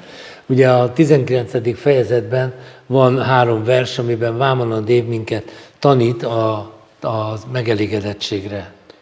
Matipur, can you read the Sanskrit? Tasmát trini padányéva vrinét vadvaradarsavat hétel vajtavaszítóham vittam jávat prajójanam. Sound like a South Indian Brahmana. Úgy énekled, mint egy brahmana. South Indian Brahmana. Mint egy dél-indiai brahmana. Yeah. Someone to read the Majarul again. Ezért, ó király, tőled, aki a legkiválóbb vagy az adományozók között, csupán 3 lépés földet kérek. Ezzel az ajándékkal nagy örömet okozol majd nekem, mert Mert a boldogság útja nem más, mint hogy tökéletesen elégedettek vagyunk, ha megkapjuk csupán azt, amire feltétlenül szükségünk van. So Vamanadev here is just saying that you can have everything in the three worlds. Vamanadev azt mondja, hogy lehet a miénk minden a három világban. But if you haven't controlled the mind and senses, if you're ajitendriyam, Hogyha nem sikerült az elmét és az érzékeket uralmunk alá hajtani, jita means to win. Jita azt jelenti, hogy győzni. Indriya is the senses. Indriya az érzékek. So we have one devotee called Jitendriya. Van egy bakta, akinek az a neve, hogy Jitendriya. Jitendriya is he who has won over his senses. Ez azt jelenti, ez a név, hogy aki uralma alá hajtotta az érzékeit. Life is a fight with the senses. Az egész élet erről szól, hogy küzdünk az érzékeinkkel. Manashashtan indriyani. The senses includes the mind. 5 senses plus mind. Az 5 érzék plusz az elme, tehát ugye az elme és az érzékek között van. Constant fight. Állandó harc. The mind and senses want this, they want this, they want this, they want this. Az elme, meg az érzékek ezt is akarják, meg azt is, meg azt is akarják. And give them an inch and they'll take a mile. És hogyha a kis ujjadat odaadod, akkor egész karodat elvesz. So one has to be in control of the mind and senses. Tehát nagyon fontos, hogy kontrolláljuk az elménket és az érzékeinket. And they will continue to try for some time. Állandóan próbálkoznak, jó darabig. Over time, just like a wild horse, they will become tame. De ugyanúgy, mint ahogy egy vadlovat betörnek, hogy idővel, ha kitartó vagy, akkor megszelidül. But if we want to become successful in spiritual life, then we have to become jitendriya. We have to win over. Hogyha a lelkiéletben sikeresek akarunk lenni, akkor viszont jitendriyává kell válnunk, azaz uralnunk kell az érzékeinket. So not to be controlled by the mind and senses, rather to control the mind and senses. Nem szabad, hogy az érzékeink és az elménk uraljanak bennünket, hanem nekünk kell uralni azokat. So in these verses, Vamanadev explains how you can you can give someone who has uncontrolled mind and senses, you can give them the three worlds, but they still won't be satisfied. Ebben a versben Vamanadev azt a tanítást adja, hogy ha valaki nem ura az elméjének és az érzékeinek, odaadhatod neki a három világot mindenestül, és akkor se lesz boldog. So when I was young and we passed a sweet shop, amikor gyerek voltam, amikor elmentünk egy édességbolt előtt, little Ānanda Caitanya wanted sweets. A kis Ānanda Caitanya szeretett volna édességeket And my kapni. mother used to tell me that you've had sweets already this week. És akkor anyám azt mondta, hogy ezen a héten már kaptál édességet. No, it was with a bit of love, Ez persze egy sok szeretet volt ebben, but some strictness. de volt benne egy kis szigorúság. So I felt my mother was strict but loving. Igen. Éreztem, hogy az anyukám szigorú, de nagyon szeret. And it was good training. És ez nagyon jó kis edzés volt. Sometimes I would cry for sweeties. Sorry, Sometimes I'd cry. I remember. Volt, amikor bőgtem, hogy adjanak édességet. And then my mother would say to me, we can give you all the sweets, we can give you unlimited sweets, but still the mind won't be satisfied. És az anyukám mondta, hogy akármennyi édességet adhatunk neked, az elméd nem lesz elégedett. So what did I have to do? Control. Hát mit kell csinálnunk? Muszáj uralni. It was so the richest person is not the person who has the most.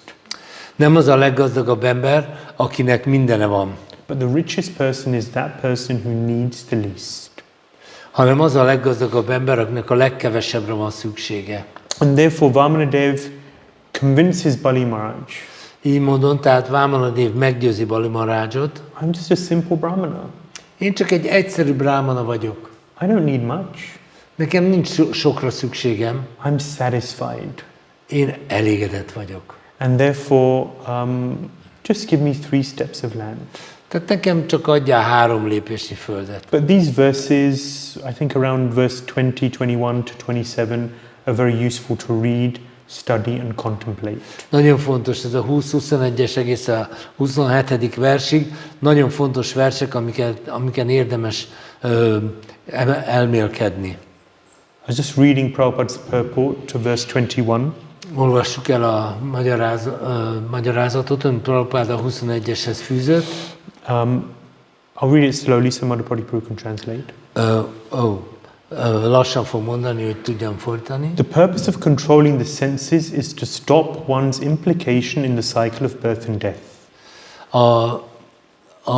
Az érzékek kontrollja azért szükséges, hogy a cycle of birth and death what to do? To stop. Hogy kiszállhassunk ebből az ismétlődő születés és halálból. Human beings in this material world are just like madmen. Az anyagi világban az emberek úgy viselkednek, mint az őrültek. Engaged in activities which they should not perform. Olyan dolgokkal foglalkoznak, amiket nem kellene csinálni. But which they do perform only for sense gratification. De amit csinálnak, azt csak az érzékkielégítés érdekében teszik. Such activities are not good because in this way one creates another body for his next life. Ez a tevékenység azért nem jó, mert ezáltal a következő életre egy újabb anyagi testet hoznak létre maguknak. As punishment for his nefarious activities, terrible activities. És ugye ez aztán lesz a büntetésük a ocsmány tetteik miatt. And as soon as he gets another material body, és amint kap egy újabb anyagi testet, he's put into repeated suffering and material existence. Megint csak az anyagi létezésnek a szenvedéseibe kerül. Therefore the Vedic culture or Brahminical culture teaches Tehát a védikus kultúra, a brahminikus kultúra azt tanítja, how to be satisfied with possessing the minimum necessities in life. Hogy hogyan legyünk elégedettek azzal, hogy ha a lehető legkevesebb szükségleti dolgot birtokoljuk. As we said, the world trains us to want more. Amint említettem, a világ arra nevel minket, hogy többet és többet akarjunk. Never satisfied. Soha ne legyünk It's elégedettek. never good enough. Semmi sem elég.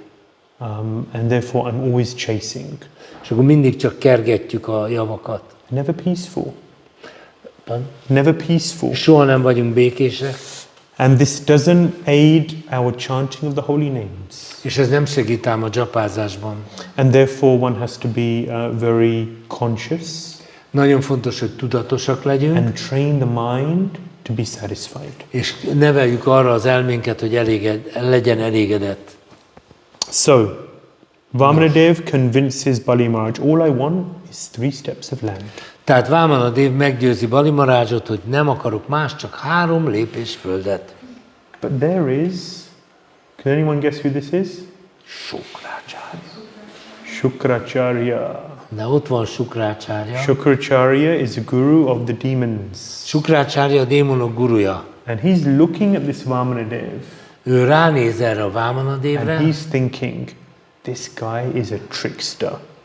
és ránéz erre, és ez egy csaló. This guy is a cheat. Ez a gyerek, ez simlis. This is Vishnu. Ez Vishnu maga.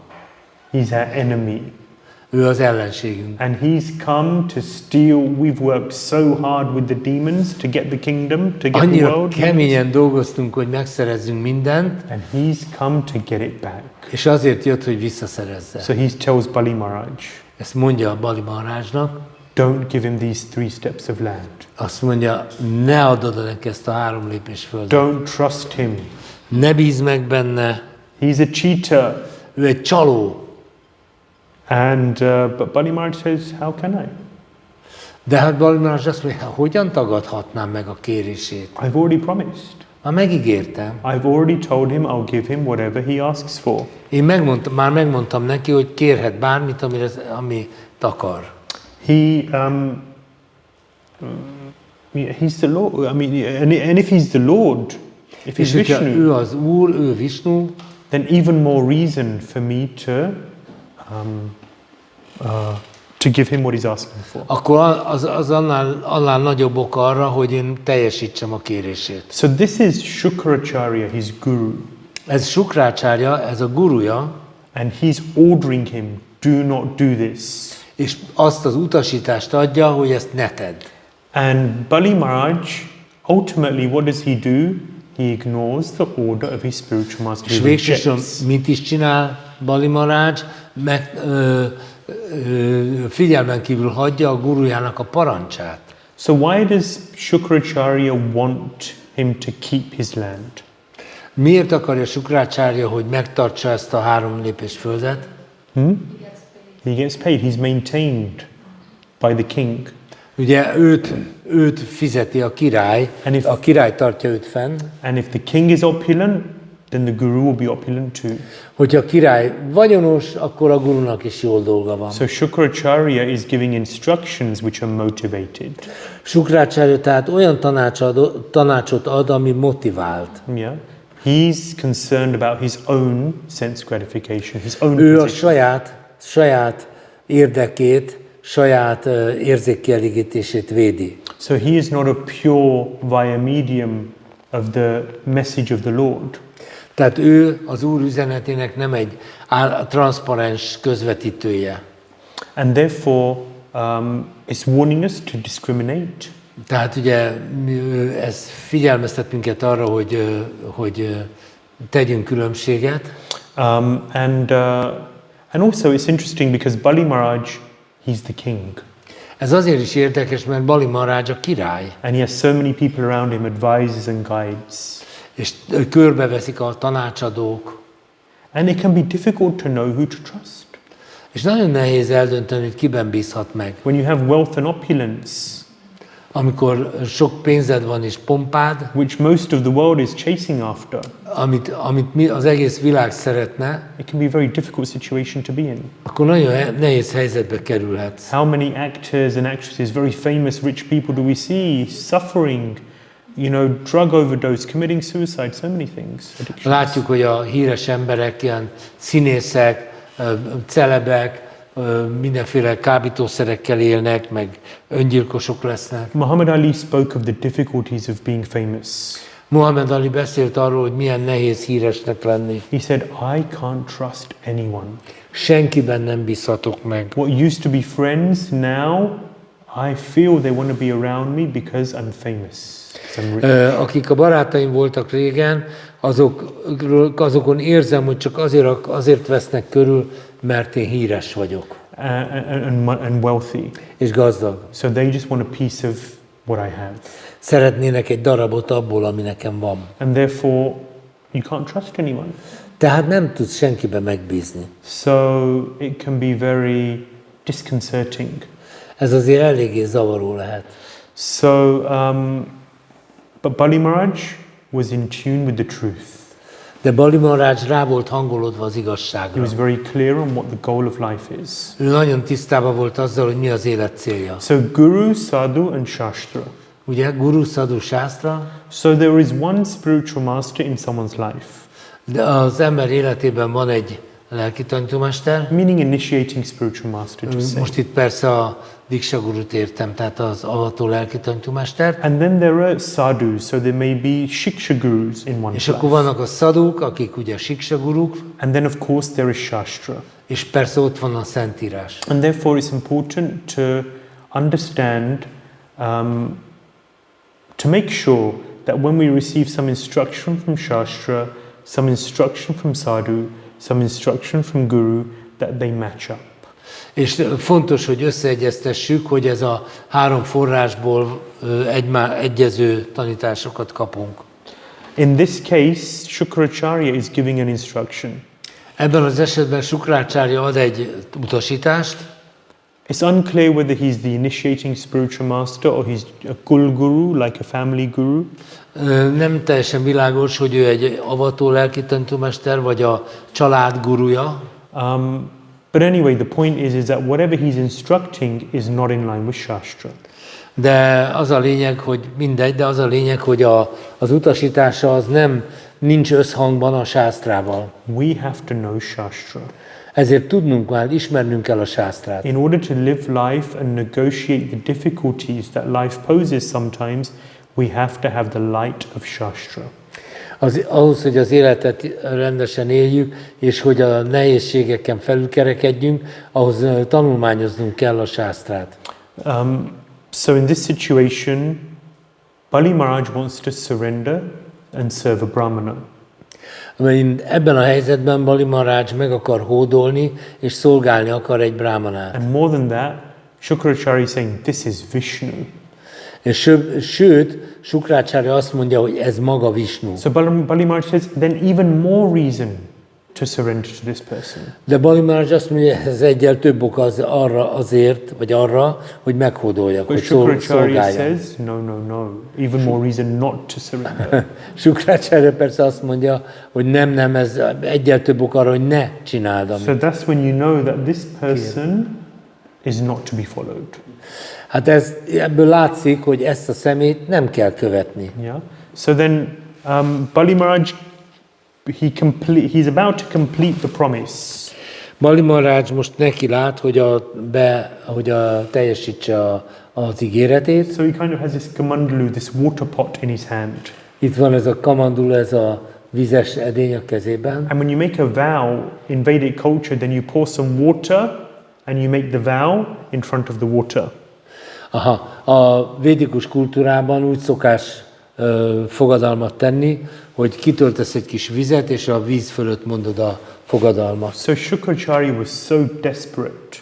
Shukracharya annyira el volt keseredve, And this isn't in the Bhagavatam, it's elsewhere. ez nem a Bhagavatamban van, ez máshol van, He becomes very, very small. ilyen nagyon pici lesz. And he goes into the water spout. Bemegy az edény, vizes edénybe, So then when Bali Maharaj tries to pour the water doesn't come out. és Bali Maharaj ki akarja tölteni a vizet, akkor nem jön ki a víz. So Bali Maharaj can't complete his vow. Tehát Bali Maharaj nem tudja befejezni a fogadalmát. So he's trying to pour, but nothing's coming out. Próbál önteni vizet, és nem jön ki. And then they look down the spout. És akkor megnézi a csövön, megnézi, hogy mi van ott. There's something there. Van ott valami. So then they get a piece of straw Akkor fog egy ilyen kis and fűszálat, they poke it down egy the ilyen spout. szalmaszálat, és akkor utána beletúr, And in the process, the straw goes into Shukracharya's eye. és akkor ennek sem Shukracharya szemét kitolja vele. And therefore you'll see in some pictures, Shukracharya is blind in one eye. Ezért látunk néha olyan képet, ahol Shukracharya félszeműként ábrázolják. So he goes blind. Tehát megvakul. So Dhritarashtra is also he's blind. Ugye Dhritarashtra vakon született. But it's described that Dhritarashtra was physically blind, Dhritarashtra azt mondják, hogy fizikailag volt vak, but also spiritually blind. de lelkileg is vak volt. In the same way, Shukracharya Ugyanúgy Shukracharya is also blind spiritually. szintén lelkileg vak. And this is significant. És ez jelentős dolog. I am going to break, but before we break, I just want to share this verse with you, famous verse. A szünet előtt még, which verse? This verse. Ezt a verset még vesszük. Mate Prabhu, because you did the first one so nicely, do this one also. Máté Prabhu olyan szépen mondta, Gurur nasasyat, svajanor nasasyat, pita nasasyat, janani nasasyat, daivam natasyat, napatischa sasyam, namo chairya samupetam rityu. Beautiful. Someone to read the Sanskrit? Mantra Malamachi? Igen. Aki nem tudja felszabadítani a bolygóra bízott élőlényeket, aki az ismétlődő születés és halál útját járja át, az soha ne legyen tanítómester, apa, fél, anya, vagy imádott félisten. So there are many gurus in our lives. sok guru van az életünkben.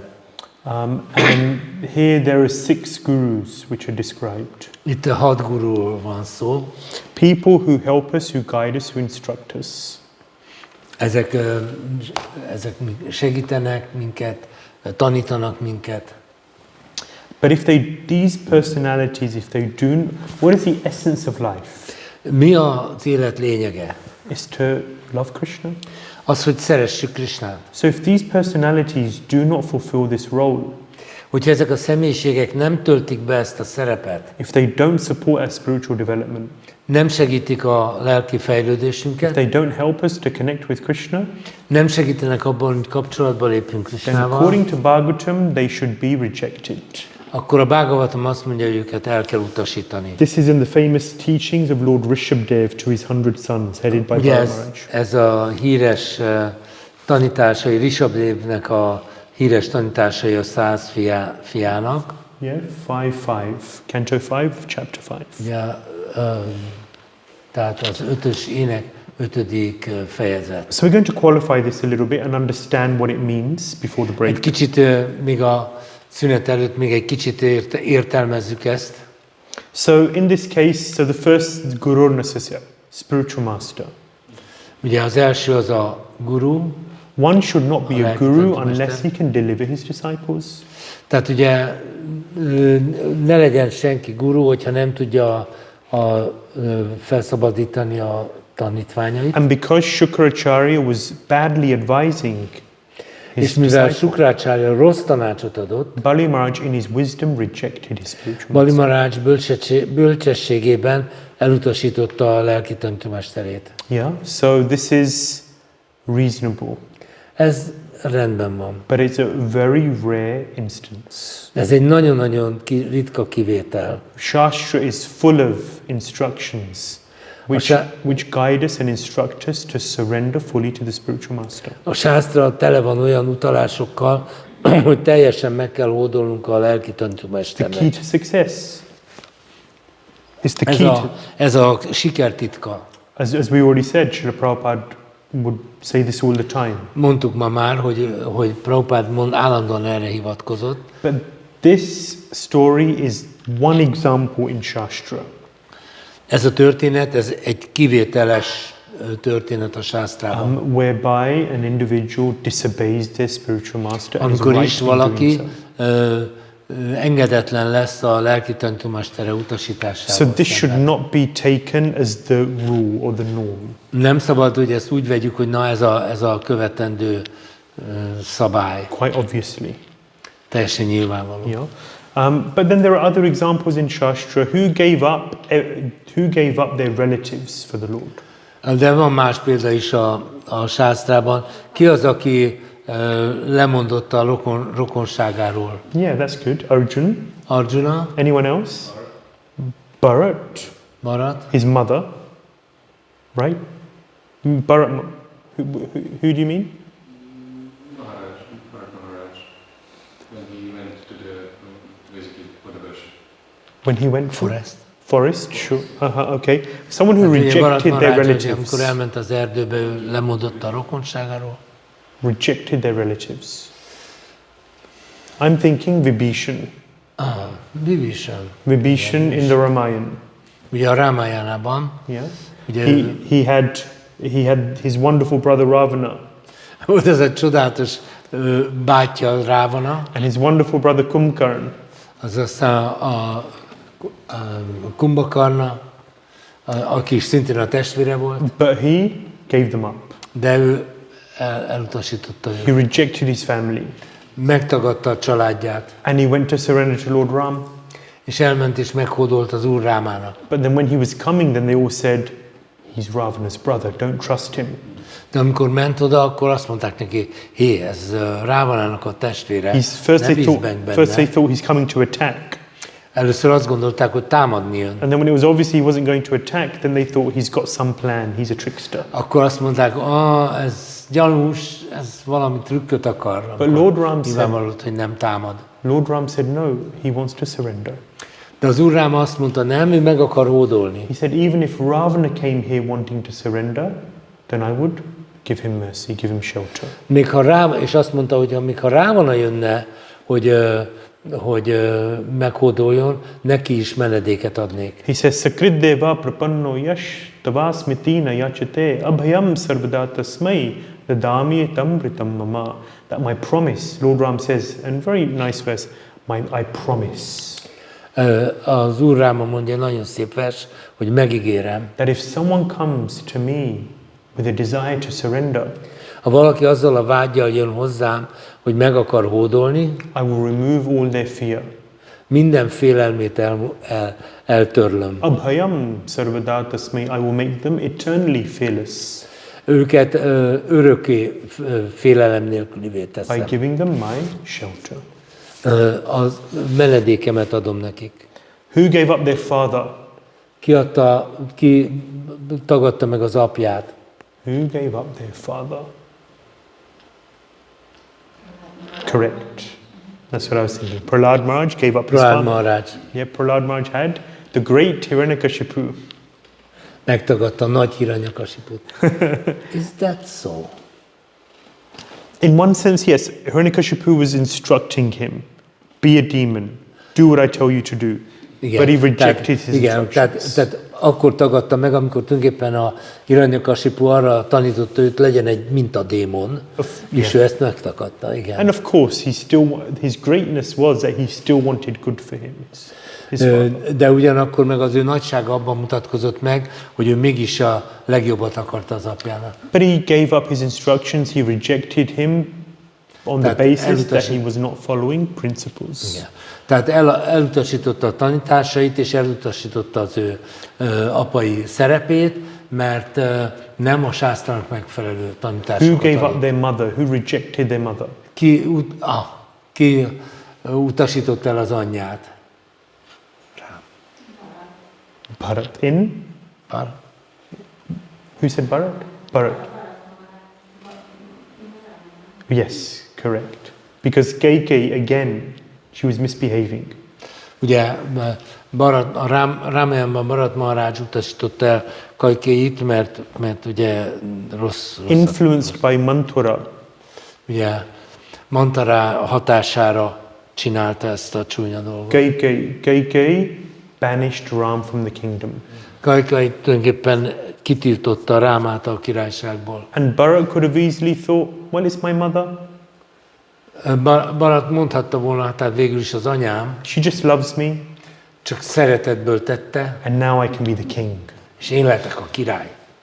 But no, he rejected his mother. Nem, ő elutasította az anyját. Who gave up the demigods? Ki adta fel a félisteneket? Who gave up the demigods association for a higher principle? Ki az, aki lemondott a félistenek társulásáról egy magasabb elv érdekében? Just trying to think about this one. It's a bit more obscure. Egy kicsit ködösebb. So there's a king called Katvanga. Volt egy Katvanga nevű király. Yeah. Prabhupada speaks about this a couple of times in purports. A Prabhupada magyarázatokban beszél róla. Katvanga Maharaj helped the demigods to defeat the demons. Katvanga Maharaj segített a félisteneknek a démonok legyőzésében. And the demigods said, okay, what can we give you? What boon can we give you? És akkor a félistenek megkérdezték, hogy tehát akkor rendben, milyen áldást adhatunk neked? He said, I don't need anything, but just tell me one thing. Azt mondták, hogy nekem nem kell semmi, csak áruljatok el valamit. How long do I have left? Mennyi időm van még? They said, one moment. Egy pillanat. So then Katvanga gave them up straight away. És így aztán feladta a Katvanga. Came back to earth.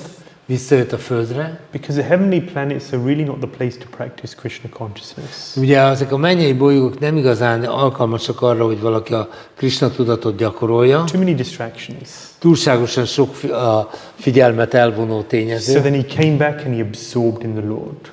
És úgyhogy ő visszajött és teljesen elmerült az Úrban. So, like this, the focus of an individual should be that I want to love Krishna. Tehát az egyénnek az kell, hogy a fókusza legyen, hogy én szeretni akarom Krishnát. Final thing, who gave up their husband? Végül is ki az, aki feladta a férjét? The gopis of Vrindavan. Ugye a gópik Vrindavanban. Krishna blew his flute. Krishna megfújta a fulláját. So the husbands were theoretically there. Ugye elvileg ott voltak a férjek, but it doesn't matter. De nem számít. They ran to Krishna. Rohantak Krishnához. So ultimately, one has to give up everything for Krishna. Tehát végső soron mindent fel kell adni Krishnáért. So, but this doesn't mean, and so Krishna was so grateful. És ezért Krishna nagyon hálás lesz. Napareham nirvadhyasam yujam sasadu krityam vibudhásuvá piva. So they're so grateful to Krishna. Krishna annyira hálás. Sorry, Krishna was so grateful to them. Krishna annyira hálás nekik. Because when we surrender to Krishna, then Krishna is very, very grateful. Mert amikor meghódolunk Krishnának, akkor ő nagyon-nagyon hálás. But this doesn't mean that we go and, okay, you go home and you reject your husband or your wife. Vajon ez azt jelenti, hogy hazamegyünk és elutasítjuk a férjünket vagy a feleségünket? It doesn't mean that you block your parents on WhatsApp or Facebook. Nem azt jelenti, hogy kitiltod a Facebookon a szüleidet. The point here is that we have to become qualified, number one, to help those around us. Az egyes pont az, hogy kell, hogy képesítve legyünk arra, hogy a körülöttünk levőket segítsük. We have to build our own qualification to be able to deliver, or at least help to deliver those around us. De leginkább nekünk magunknak kell képesítetté válnunk arra, hogy a minket körbevevő személyeket segítsük Krishna tudatban. Before we can expect from them. Mielőtt expect what? We should make sure that we are good association before we can expect the same from them. First thing is we should look at ourselves. I'm sorry. Nem baj. The first thing is we should look at ourselves. Először is saját magunkat kell megfigyelés alá venni. And make sure that we are good association. És gondoskodni arról, hogy mi egy jó társaság legyen. So you can bash this verse over someone's head.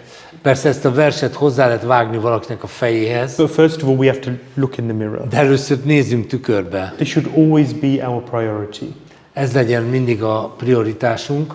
A kanishta looks at others and blames others. Egy kanista mindig a többieket nézi és őket okolja. A madhyam, the first thing they do is look at myself first. Egy madhyam adhikári az tükörben néz és azt nézi, hogy ő hol áll. Yeah. So, but at the same time, when it comes to taking spiritual instruction and guidance, de amikor lelki irányítást fogadunk el, we have to approach those who know us.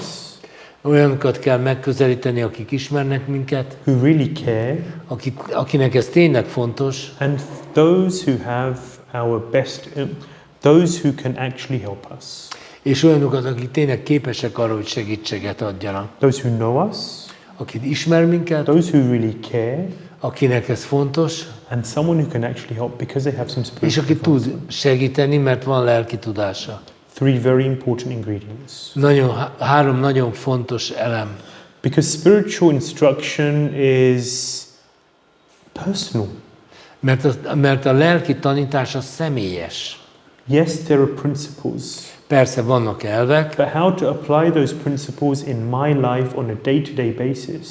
De hogy hogyan kell ezeket alkalmazni az én mindennapi életemben, requires some personal application. Ez kell, hogy legyen valamiféle személyes viszonyulás. So it's a very important ingredient to have that kind of personal association of someone who's knowledgeable and qualified to advise and guide. Tehát nagyon fontos, hogy ez egy személyes társulás legyen valakivel, aki tudással rendelkezik, és aki tud iránymutatást adni. So do you ever feel that there are so many expectations from different people around you?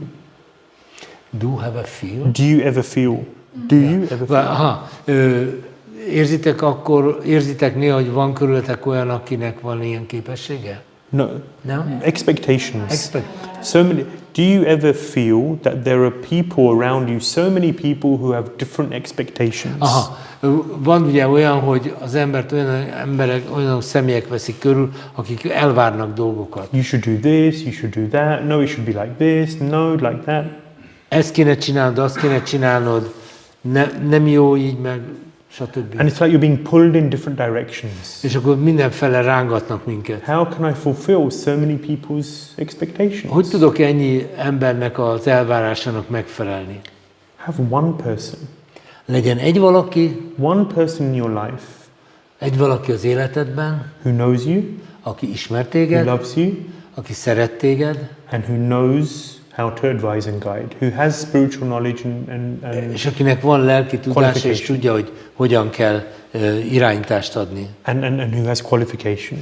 Aki persze képesített. And make sure that their opinion is the most important in your life. És akkor legyen ennek a személynek a véleménye a legfontosabb. And you take their expectations most seriously. És akkor az ő elvárásainak próbáljunk megfelelni. So maybe just some practical guidance on how to navigate through these complexities of life. Tehát ugye ezek az ilyen kis praktikus tanácsok arra, hogy hogyan evezzünk az élet viharos tengerén. Okay, let's break. Akkor szünet. Long first session again. It was a long first session. Igen, ez az első rész egy kicsit hosszúra nyúlt. So we'll break till midday, 12. Tehát akkor 12-ig. Śrīmad-Bhāgavatam ki Jai. Jai. Hare Krishna. Hare Krishna. Okay, so we continue. And we're just going to finish this section and then ask for some questions. Hadd fejezem be akkor ezt az alkalmat, és akkor utána lehet kérdezni. So Bali Maharaj is being badly advised by his guru. He rejects his guru out. Bali Maharajot helytelenül utasítja a guruja, és ő elutasítja a guruját. He removes him from the spout, makes his vow, Bali Maharaj. Remove him from the spout of his kamandalu. Ja, igen. Tehát ugye a vizes edények a csőréből eltávolítja. And then makes his vow. Yes, I will give you 3 steps of land. És akkor elmondja a fogadalmát. Igen, adok neked 3 lépés földet. Bali knew something would happen. Bali sejtette, hogy itt majd valami lesz. Everyone could feel that this little Brahmana boy was not ordinary. Mindenki érezhette, hogy ez a kis brahmana fiú, ez nem közönséges. Shukracharya said, yes, this is the Lord. Shukracharya azt mondta, hogy ez az Úr. So then Bali Maharaj had even more reason to surrender. Bali Maharaj azt mondja, annál több ok van arra, hogy meghódoljak. So then when Bali Maharaj makes the vow, okay, I will give him 3 steps of land. Akkor Bali Maharaj elmondja a fogadalmat, hogy ad neki 3 lépés földet. Then Vamanadev suddenly begins to become bigger and bigger and bigger. Akkor Vamanadev egyszer csak egyre nagyobb és nagyobb lett. Give him an inch, he'll take a mile. That's the Ha Lord. adod a kis ujjadat, akkor az egész kezedet, So karodat. suddenly Vamanadev became huge. Vamanadev hatalmas You lett. can see all the demons are looking up at him thinking, oh my Ezek a God. démonok nézik, hogy ó, Istenem! With his first step, Az első he lépésével covered the entire surface of the world. a világ egész felületét átlépte. And then with his second step, A második lépésével, and while doing that, so the acharyas, they discuss some of the details. az ácsárják időnként tárgyalják a részleteket. Okay, so 3 steps of land, but then how about the sky?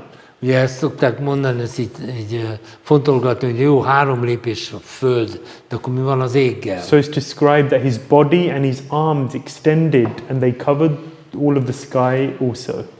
Tehát ugye azt mondják, hogy a karja is, meg az egész teste is így kiterjedt, és az egész eget In all directions.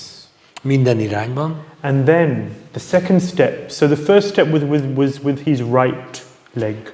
Az első lépés a jobb lábával And történt, then with his left leg, he covered all of the heavenly planets. a második lépést a bal lábával tette, és azzal az egész összes mennyei bolygót átlépte. And it's described that his left leg went up so high És azt leírják, hogy a bal lába olyan magasra ment, that his toenail, it pierced the universe. hogy a nagylábúja körme kilukasztotta az univerzum burkát. 8 layers in the universe. Az univerzumnak 8 burka van, Earth, water, fire, air, ether, mind, intelligence, force, ego. tehát a 8 elem. Yeah? And these, and so he pierced through these. És ezeket mind átlukasztotta. And that created a hole. Tehát ettől lett egy luk, And it's through that hole that the Ganges enters. és ezen a lukon lép be az univerzumba a Ganges, And so then these 2 steps of land were taken. És úgy, hogy tehát két lépésnyi földet. Now the question foglalt el. remained where to put the 3rd step. És a harmadik, és akkor marad a kérdés, hogy na akkor hova tud harmadjára lépni. Vamanadev could have asked for 2 steps. Vamanadev kérhetett akár két lépést is kérhetett volna. He was a dwarf, it probably would have been enough to lay Egy down. törpének lehet, hogy elég lett volna 2 lépésnyi föld, But he asked for 3 steps. de 3 lépést kért. What were those? So he asked Bali Maharaj, you promised me 3 steps. Akkor megkérdezte Bali Maharajot, nekem 3 lépést ígértél, I've got 1 step. egy lépés megvolt, Took the 2nd step. megvolt a második lépés. Now tell me, Bali, where do I put my 3rd step? Bali, mondd meg nekem, hova tegyem a harmadik lépést. The demigods were glorifying Vamanadev, A félistenek dicsőítették Vámanadévát, while the demons were complaining and criticizing him. és persze a démonok meg panaszkodtak, They és attacked. kritizálták. The demons attacked Vamanadev, A démonok megtámadták Vámanadévet, but the various associates of the Lord protected him, of course. de hát persze a különféle társai megvédték, And Bali Maharaj was arrested és Bali Maharajot elfogták. and brought. He was arrested and brought in Letartóztatták. front of Vamanadev. És oda vitték Vámanadév elé. And then he said, "Where do I put my 3rd step?" És akkor megkérdezte, hova tegyem a harmadik lépést? So Bali Maharaj, he was troubled. He didn't know what to do. Bali Maharaj tépelődött, nem tudta, mit csináljon. I promised something and I can't give it. Ígértem valamit, és nem tudom teljesíteni. He wasn't complaining. Nem panaszkodott, He wasn't thinking I've been tricked. nem gondolta azt, hogy most engem becsaptak. As we see in many great devotees, they humbly accept whatever comes. Ahogy látjuk nagy baktáknál, ő alázatosan elfogadja azt, ami következik, ami jön. Tiraskrita vipralabdha shapta shipta hatapi nasya tat pratikurvanti tad bhakta prabhavopihi. This is 1:17:48. 1.17.48. It describes Parikshit Maharaj when he's cursed. Leírja, hogy viselkedett Pariksit Maharaj, amikor megátkozták. And it's described that the devotees of the Lord, they may be treated very badly in so many ways. És azt magyarázza, hogy az Úr baktáit olyan sokszor rosszul kezelik, nagyon csúnyán bánnak velük. They may be cursed. És akár meg is átkozzák őket, They may be criticized. kritizálják őket, They may be taken advantage of in so many ways. többféleképpen kihasználják They may even őket, be killed, akár meg is ölik őket, but they'll tolerate whatever de mégis ezt tűrik. And this is the greatness. És ez az ő nagyságuk. The greatness of Prabhupada says the greatness, we described this before, that the greatness of a devotee is seen by his ability to tolerate provoking situations. Prabhupád sokszor magyarázza, hogy egy baktának a nagyságát azon keresztül lehet lemérni, hogy hogyan tolerálja a nehézségeket. So Bali Maharaj has been stripped of his kingdom. Bali Maharajot megfosztották a királyságától, And the perpetrator, Vamanadev, is saying, where do I put my 3rd step? és az elkövető még azt is ráteszi még, hogy na és akkor hova tegyem a harmadik lépést. So then Bali Maharaj says, please put your 3rd step on my head. És akkor Bali Maharaj azt mondja, hogy kérlek, a harmadik lépést a fejemre tedd. And that is a sign of absolute surrender to the Ez Lord. a teljes meghódolásnak a jele. Atma Az Úrnak nivedanam. való teljes meghódolás. Atma Nivedanam. Atma nivedanam. So we spoke about the 9 processes being depicted by various personalities. Beszéltünk arról, hogy a különböző személyiségek a Bhakti 9 folyamatát megszemélyesítik, Surrender is epitomized by Bali Maharaj. és a teljes meghódolást azt Bali Maharaj képviseli. Bhaktivinoda Thakur says, Manasa deho geho jo kichu more, tuva arpilo koilo nanda kishore. He says, Bhaktivinoda Thakur says, Manasa deho geho, my mind, my body, my house. Tehát Bhaktivinoda Thakur azt mondja, hogy az elmém, a testem és a házam. Jo kichu more, whatever is mine. Bármi, ami az enyém, Tua arpilu koilo Nanda Kishore, oh beautiful young boy, young son of Nanda Maharaj. I offer it to you. Mindent felajánlok neked, ó Nanda Maharaj, gyönyörű fia, kisfia. So this is a prayer of Bhaktivinoda Thakur. Ez Bhaktivinoda Thakurnak az imája. Actually, we understand that nothing belongs to me in the first place. Ezzel tulajdonképpen kifejezi azt a megértését, hogy először is semmi sem az enyém. He says, Joki Chumor, whatever is mine. Azt mondja, hogy bármi, ami az enyém. But ultimately, we should also be in the understanding that nothing is mine in the first place. De végső soron jó, ha megértjük, hogy semmi sem a miénk. So Vamanadev was very happy, very pleased. Vamanadev nagyon elégedett volt He ezzel. sees Bali Maharaj's surrender. Látja, hogy Bali Maharaj meghódolt. Vamanadev receives the name Trivikram. A Vámanadevnak az a neve is van, hogy Trivikram. He who took 3 great strides. Az, aki 3 nagy lépést tett. He's also called Urukrama. Úgy is hívják, hogy Urukram, hogy hosszú lépés. He who performs wonderful acts. Aki csodálatos, Wonderful acts. aki csodálatos dolgokat csinál. Took 3 Urukram steps. doesn't mean long step. Took long steps or wonderful acts, both.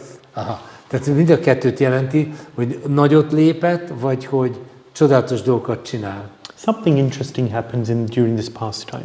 Nagyon érdekes dolog történik ebben a kezdtelésben. Bali Maharaj has a daughter. Bali Maharajnak van egy lánya. Her name is Ratnamala. A neve Ratnamala. And she sees Vamanadev. És ő látja Vámanadevát. Initially, when he comes into the sacrificial arena, amikor először megjelenik az áldozati arénában. he's so beautiful, Annyira szép, so attractive, annyira vonzó, effulgent, ragyog, blonde. szőke. And she just thinks, wow, I love És azt this. gondolja magában, And she has such motherly affection towards him. és egy ilyen anyai érzéseket táplál And she iránta. just thinks, I want to hold him in my lap. Szeretném az ölembe venni. I want to stroke his hair. Meg akarom simogatni a kis szőszi haját. And I want to feed him. Akarom etetni. He's so cute. Annyira cuki. But then she sees all of this. De aztán látja, ami történik, She sees all of her father's opulences robbed from him. és látja, hogy az apjának mindenféle pompáját elrabolják tőle, And we say, adding insult to injury. és ami még rosszabb, Yeah. He's tied up like a common criminal. megkötözik, mint egy közönséges bűnözőt, And then this cheater puts his foot on her father's és head. akkor ez a csaló a lábát az apja fejére So this teszi. motherly affection is poisoned. Ez az anyai érzés, ez meg lesz mérgezve. And she begins to feel like, I want to feed him my breast milk with poison inside. És akkor arra gondol, hogy én meg akarom őt szoptatni, de a megmérgezett mellemből. So this Ratnamala comes as Putana in Krishna. Ez a Ratnamala putanáként jelenik majd meg. Yeah, because motherly affection with a twist, Ugye ez az anyai szeretet egy csavarral. with a bit of poison involved. Ugye egy kis méreg is belekerül a dologba. So her motherly affection with a perverted desire, that is. Ugye egy anyai szeretet, egy kifacsart So there is vággyal. so much that is interlinking in our Vedic texts. Ugye a védikus szövegek nagyon sokféleképpen vannak összekötözve, a különböző részek. So okay, let's stop there for a question. Akkor most jöhetnek a kérdések, vagy jöhet egy kérdés. Machi, have a question? Ez nem annyira a tatvához kötődik, csak hogy amikor a démonok átveszik az uralmat, akkor hova költöznek, mi lesz a félistenekkel? When the demons take over the celestial planets, where do the demigods go? Magyarul? Tehát a kérdés az volt, hogy amikor a démonok kilakoltatják a félisteneket, akkor azok hova mennek? Jó kérdés. Sorry, it's a good question. Nagyon jó kérdés. It doesn't say, Nem, nincs róla híradás, so I can't speculate. nem akarok spekulálni. And I guess generally in scripture, there are so many details which could be described. És általában az mondja, hogy a sásztrában annyi részlet van, amit le lehetne írni. And there's 18,000 verses in Bhagavatam. Ugye a Bhagavatamban 18 000 vers van. This story that I mentioned about Shukracharya going into the spout, the water spout, and blocking the water Ugye coming például ez out. a történet is, hogy Shukracharya belemegy ebbe a kamandaluba, hogy eldugítsa. It's not there in the Az nincs Bhagavatam. benne a Bhagavatamban, It's elsewhere. máshol van. Kaviraj Goswami says that I won't describe this pastime in Chaitanya Charitamrita. He says, I won't describe this pastime in more detail. You can read more about it in Vrindavan Das Thakur's Chaitanya Bhagavat. Tehát például Kaviraj Das Goswami a Chaitanya Charitamritában többször is mondja, hogy ezt a kedvelést most nem részletezem, ezt elolvashatod Vrindavan Das Thakurnál. Because otherwise this book will be expand too much. Mert egyébként ez a könyv túlságosan kinőné a kereteket. So often what we find is really the essence is delivered. Tehát nagyon sokszor azt találjuk, hogy csak a lényeget mondja. And so, yeah, often these questions may come up. What happens here? What are the... Sokszor följönnek ilyen kérdések, hogy mi történt itt, mi történt ott. And it doesn't mean that they're not important. Ez nem azt jelenti, hogy ezek nem fontosak. But everything's important. Hát de minden fontos. And so I guess Bhagavatam, Shukadev Goswami, this Sutta Goswami, they're really delivering to us what we need to know in order to capture the point that they want us to capture. Sorry, I'm sorry. I have to silence this. I'm sorry.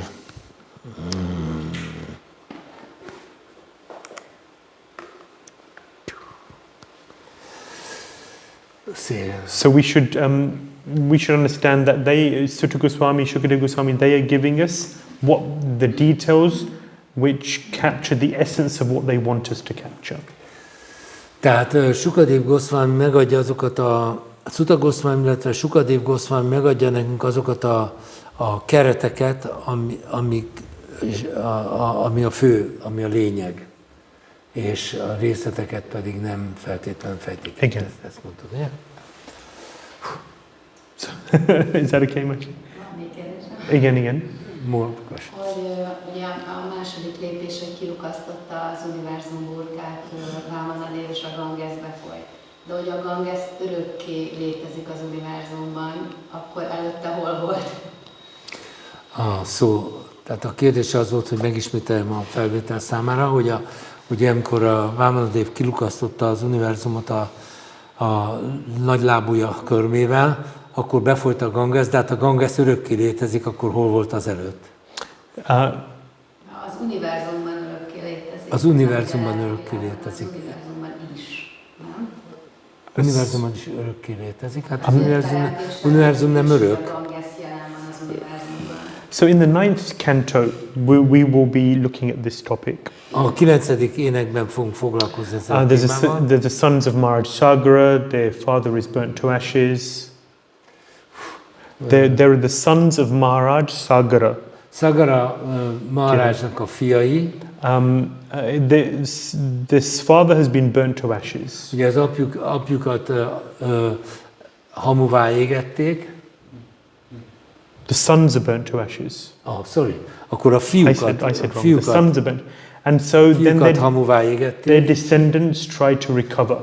És az utódaik, a leszármazóik megpróbálják visszahozni őket. And the solution is that they have to elicit or persuade the Ganges to come to the earth planet. És a megoldás az, hogy ráveszik a Gangest, hogy jöjjön ide a bolygóra.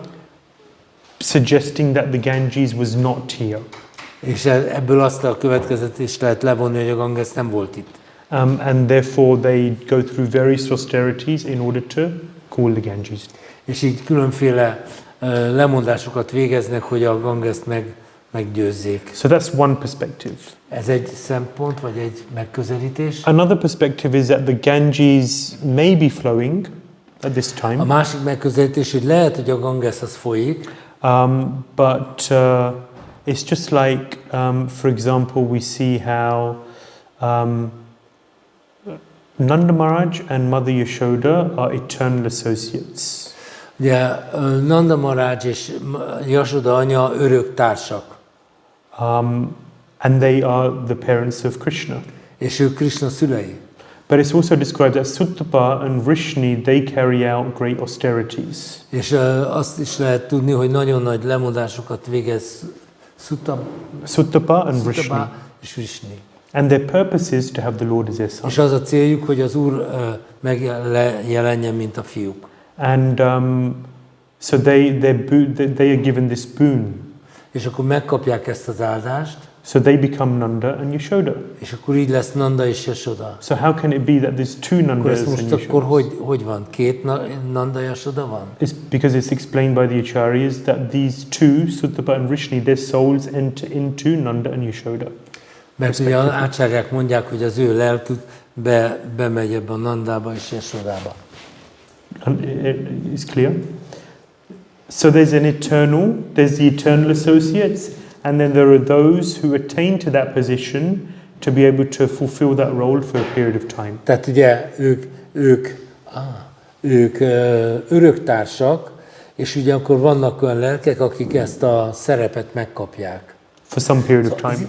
Is it like you have a drama which has a protagonist and various spirit souls enter those roles and play just like once. So the eternal associates are there carrying out those roles. Tehát ott vannak az örök társak, akik ezeket a szerepeket eljátszák. Suttapa and Vrishni are able to partake in that by merging into those És akkor personalities. Suttapa és Vrishni ezeket behatoltak ezekbe a lelkükbe, behatolt, hogy ezt betöltsék ezt a szerepet. Yes. So in the same way, there's an eternal Ganges, Ugye van egy örök Ganges, and then meaning there's a Ganges here, but then the Ganges also comes and joins the existing Ganges. tehát ugye Ganges itt is van, de ugyanakkor meg be is folyik és betölti ezt a szerepet. So that is another possibility. Ez is egy lehetőség. It's complicated. Slightly complicated. May I? Okay. I heard that once in one creation there was no suitable candidate for the position of Brahma. Indra. Okay. Yep. Indra. So Krishna and comes. Krishna came Correct. as Indra. Correct. So these are roles, Correct. eternal roles, Yes. but various. So in one city, this play is done by these actors. In another city, the same roles are played by other actors. Is it like that? I wouldn't put it like that. Okay. But the first point you made, please repeat in Hungarian. Ugye a kérdésem az volt, ugye én hallottam, hogy volt olyan teremtés, ahol nem volt megfelelő személy arra, hogy az Indra szerepét betöltse, és akkor a legfelsőbb úr Krishna töltötte be ezt a szerepet. Right, so we'll be hearing about Satyavrata Muni. Fogunk hallani Satyavrata Muniról. He wrote, what did he write? Mit írt? We're reading it now. Most olvas. Every day during Kartik. Kartik alatt minden nap olvas. Damodarashtakam. Yeah. A Satyavrata Muni. Damodarastaka. Yeah. And so this Satyavrata Muni, he becomes Vaivasvata. His name is Shraddhadev, A neve Shraddhadev, and he becomes Vaivasvata Manu. és ő lesz Vaivasvata Muni. Manu. Manu, oh, sorry. Right, so the seventh Manu is called Vaivasvata Manu, it's a role. A hetedik Manu az Vaivasvata Manu, és ez egy szerep. So this Satyavrata Muni who we'll be hearing about becomes Vaivasvata Manu. Ez a Satyavrata Muni, amikről fogunk hallani, ő lesz a Vaivasvata Manu. Vaivasvata Manu. So these are roles. As he says, these are roles. ezek szerepek. Indra is a role. Indra egy szerep. There is a name of the personality who's playing the role of Indra. Van egy neve annak a személynek, aki Indrának a szerepét játszik. So you have a prime minister. Tehát van egy miniszterelnök, That's his role. ez egy szerep. His name is Viktor Orbán here in Hungary. Most itt Orbán Viktor, Yeah. Magyarországon. Yeah. So then we can call him prime minister. Ugye hívhatjuk úgy, hogy miniszterelnök, Indra. Indra, But that person has a name. de a személynek van egy neve, Viktor Orbán. Orbán Viktor. Or Vagy. And Indra is the position correct. in every creation. Correct. And who is Indra now? He has a Yeah. name. I forget the name is there though. Okay. Yeah. So there is a name behind the position. Yes. Tehát van egy név a pozíció mögött. And for example, if there's not someone qualified to become Indra, then it's described that Krishna may come in order to És fulfill ugye that ezt position. le van írva, hogyha valaki, hogy volt olyan, hogy nem volt egy megfelelően képzett személy, hogy betöltse ezt az Indra szerepet, és akkor Krishna maga töltötte be. Same with Brahma. Ugyanez volt Brahmával. Yes. Same with Brahma. Our Brahma is a pure devotee. A mi Brahmánk tiszta bakta. If there's not a qualified Brahma, then Krishna himself will come. De hogyha nincs egy képesített Brahma, akkor Krishna maga játsza el ezt a szerepet. So there are various roles. Tehát különféle szerepek vannak. Prahlad Maharaj is described as a Nitya Siddha, Prahlad Maharajot úgy írják le, mint egy Nitya Siddhát, meaning an eternally liberated soul. ami azt jelenti, hogy egy örökké felszabadult lélek. Yeah, it's a bit of a complex topic. Ez egy eléggé összetett téma. No worries. It is a good baj. topic. Jó téma. Hopefully we've given some food for thought. Remélem, hogy lesz min elgondolkozni. There's a lot more we could say on it. Sokkal többet lehetne erről beszélni. And we can maybe talk about these things in the future also. És lehet, hogy a jövőben majd erről is tudunk beszélni. For now, de most the demigods return. Visszajönnek a félistenek. They're back to their position. Visszajutnak az eredeti helyzetükbe. They're happy. Nagyon boldogok. Aditi is also happy because she went through so many austerities for her sons. Aditi is nagyon örül, mert hiszen hát annyit szenvedett a fiaiért. Shishudhanita Vijay Gauranga ki Jai.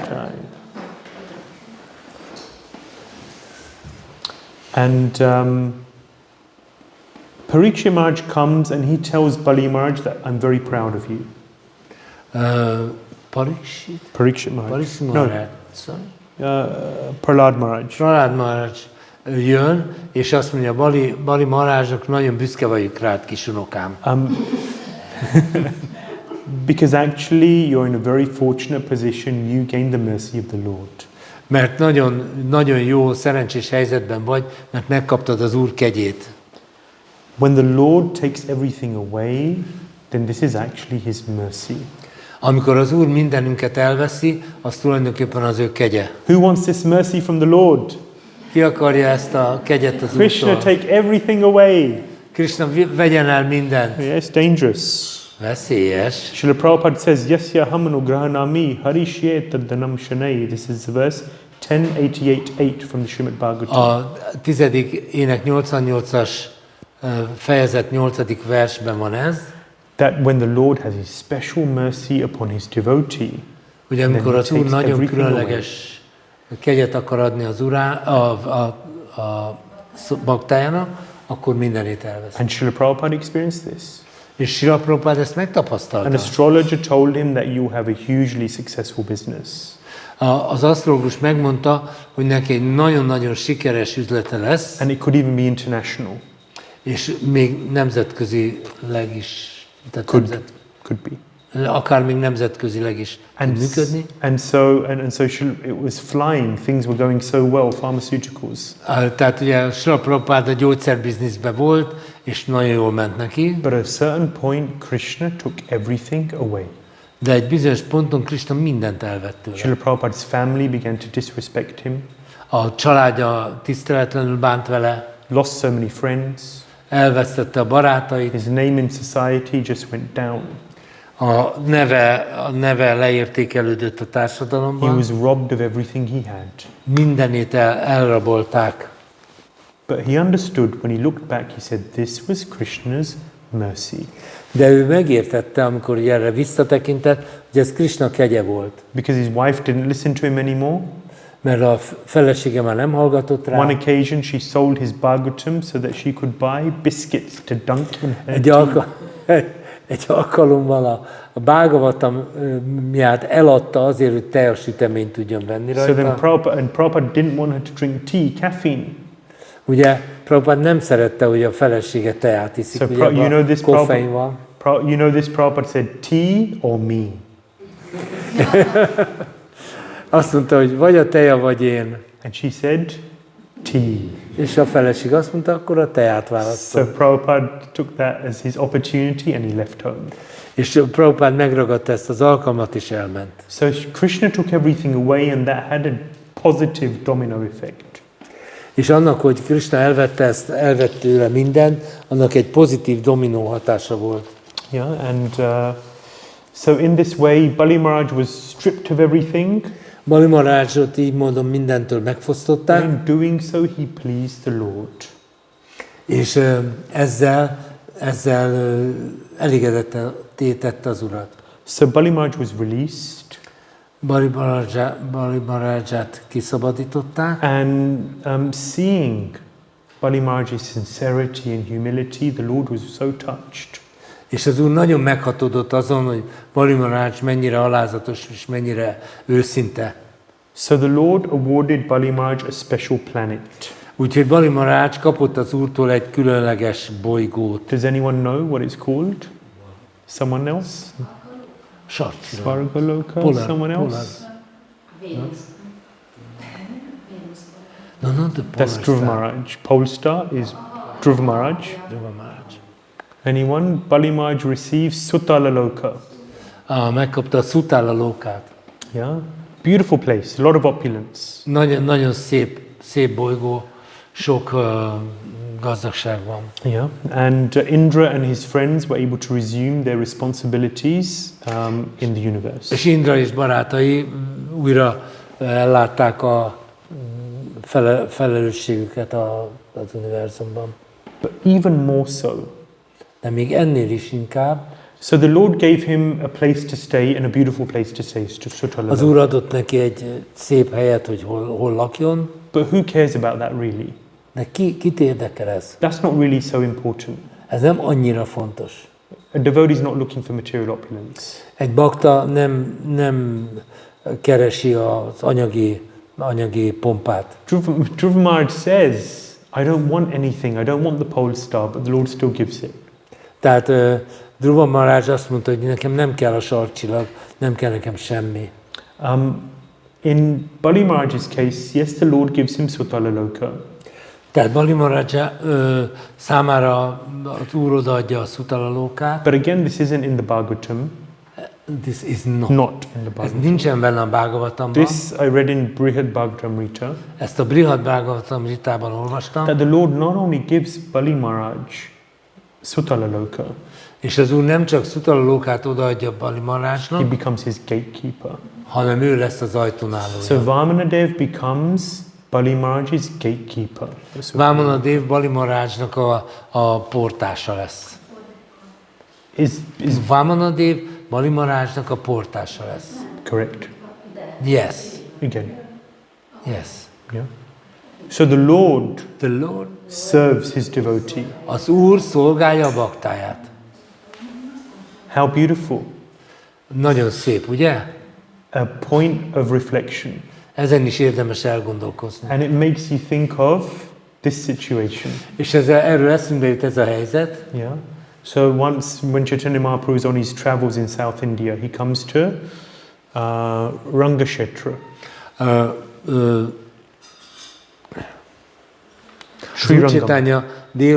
Az Úr Chaitanya Dél-Indiában Rangasétrába Srirangam. Srirangam. And Igen. there he comes to the temple of Ranganath. És akkor Ranganát templomához eljut, and he sees there that there's a brahmana who's illiterate. és lát egy brahmanát, aki írástudatlan. And every day he reads the Bhagavad Gita. És minden nap olvassa a Bhagavad Gitát. Hold on, that's a contradiction. He's illiterate, but he reads the Bhagavad Gita. De hát hogy? Hát ez egy ellentmondás, hogy ugye, írástudatlan és olvassa a Bhagavad Gitát. He's actually reading the Bhagavad Gita often upside down. És előfordul, hogy fordítva tartja a könyvet. And the other brahmanas, they're looking at him and laughing. What a fool. Többi brahmanák meg nézik és nevetnek rajta. Who's he Csoda trying to ostoba. fool? Who's he trying to fool? Kit akar átverni? We know the Bhagavad Gita off by heart. Mi tudjuk kívülről a Bhagavad Gitát. He's pretending to read the Gita. Look, it's upside down. He doesn't even know that. Hát csak teteti magát, tehát fordítva van a könyv a kezében. But when this brahmana is reading his Bhagavad Gita, he's crying and crying and crying. És de amikor ez a brahmana úgymond olvassa a Bhagavad Gitát, közben sír. Why is he crying? Miért sír? It's all a show. Ez minden csak úgy teteti magát. Ez egész Chaitanya csak Mahaprabhu speaks to him. műbalhé. Chaitanya Mahaprabhu speaks to him. És Chaitanya Mahaprabhu beszél vele. And he says that, why are you crying? Miért sírsz? Megkérdezi tőle. He says, first of all, I'm reading this because my spiritual master told me to read the Gita. Hát every először day. is azért olvasom ezt, mert a lelki tanítómesterem ezt az utasítást adta. That is the key to getting the mercy, number one. Ez az első kritérium annak, hogy megkapjuk a kegyet. Second thing, as I'm reading, all I'm meditating on is how amazing Krishna is. Másodszor pedig, amikor olvasom, akkor azon meditálok, hogy milyen csodálatos Krishna. How kind, how merciful he is. Hogy milyen kedves, mennyire könyörületes. Because here the Supreme Personality of Godhead, the cause of all causes, Mert itt van az Istenség legfelsőbb személyisége, minden oka.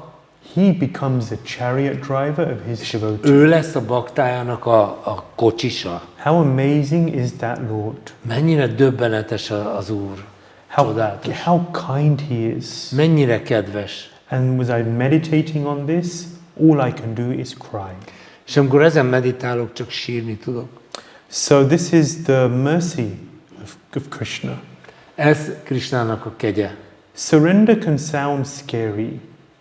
Sorry? Surrender can sound Igen, scary. meghódolás az elég gáznak tűnik. Scary.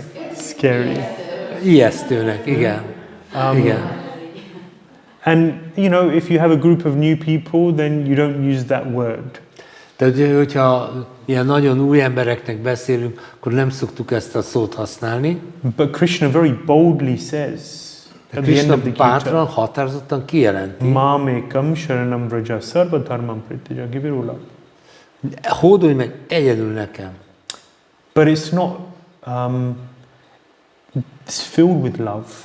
De ez tele van szeretettel. It's filled with Krishna's loving affection for his devotees. Tele van Krishna szeretetteljes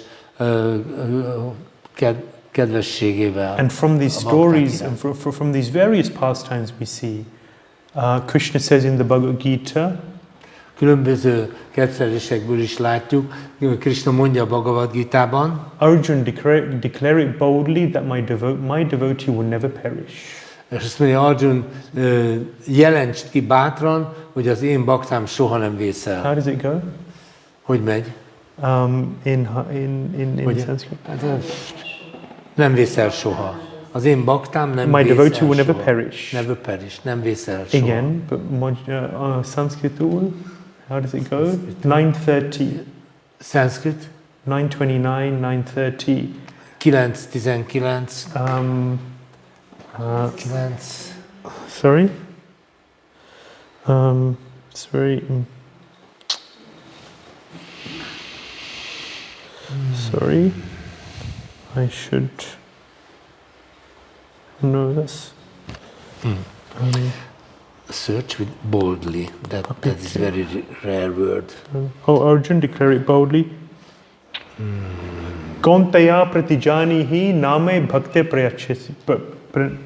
pranashyati. So Kauntaya pratijanihi shipram bhavati dharmatma sa shvat shantim negacchati.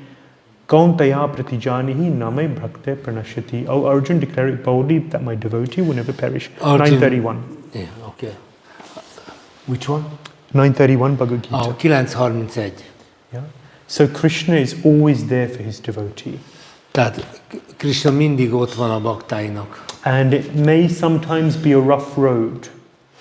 Sokszor ez göröngyös út, It may be difficult sometimes. néha nehéz, There may be challenges. vannak kihívások, There will definitely be obstacles. biztos, hogy lesznek akadályok, But Krishna is watching every move we make towards him. de Krishna figyeli minden egyes lépésünket, ami feléje And vezet, he values it. és nagyon értékeli. I'm very quickly going to tell the story of Matsya Avatar. Most akkor nagyon gyorsan elmondom Matsya avatárnak a It's the történetét. final chapter of this 8th canto. A 8. éneknek az utolsó fejezete. There are two pastimes actually.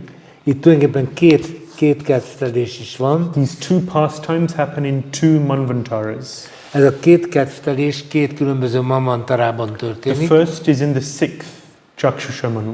Ez a 6., a Csakssus Manu alatt történik. There's a demon named Hayagriva, Van egy Hayagriva nevű démon, and this is coming towards the end of the day of Brahma. és ez Brahma napjának a vége fele történik, And he steals the Vedic knowledge from Lord Brahma. és ő ellopja a védikus tudást az Úr Brahmától. At the end of the day, Brahma's feeling a little tired. Ugye már nap végén járunk, Brahma már fáradt. So then Hayagriva comes and steals the Vedic knowledge. Hayagriva jön és ellopja a védikus tudást. So the Lord comes as Matsya. Akkor jön az Úr mint Matsya, He kills the demon and takes back the Vedas. megöli a démont, és visszaveszi tőle a védákat, Returns them to Lord Brahma. és visszaadja az Úr Brahmának. The second Matsya A második Matsya kedvtelés, is the king Satyavrata that I was Right. describing. van egy Satyavrata nevű király, He subsisted only on water. He was carrying out various austerities. ő nagyon komoly lemondásokat végzett, csak vízen élt.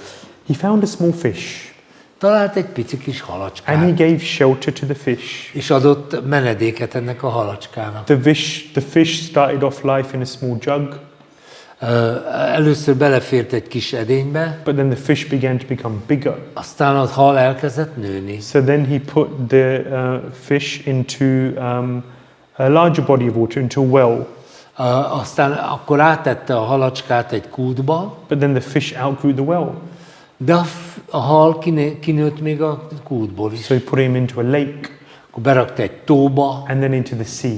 aztán a tengerbe. And even the sea wasn't big enough.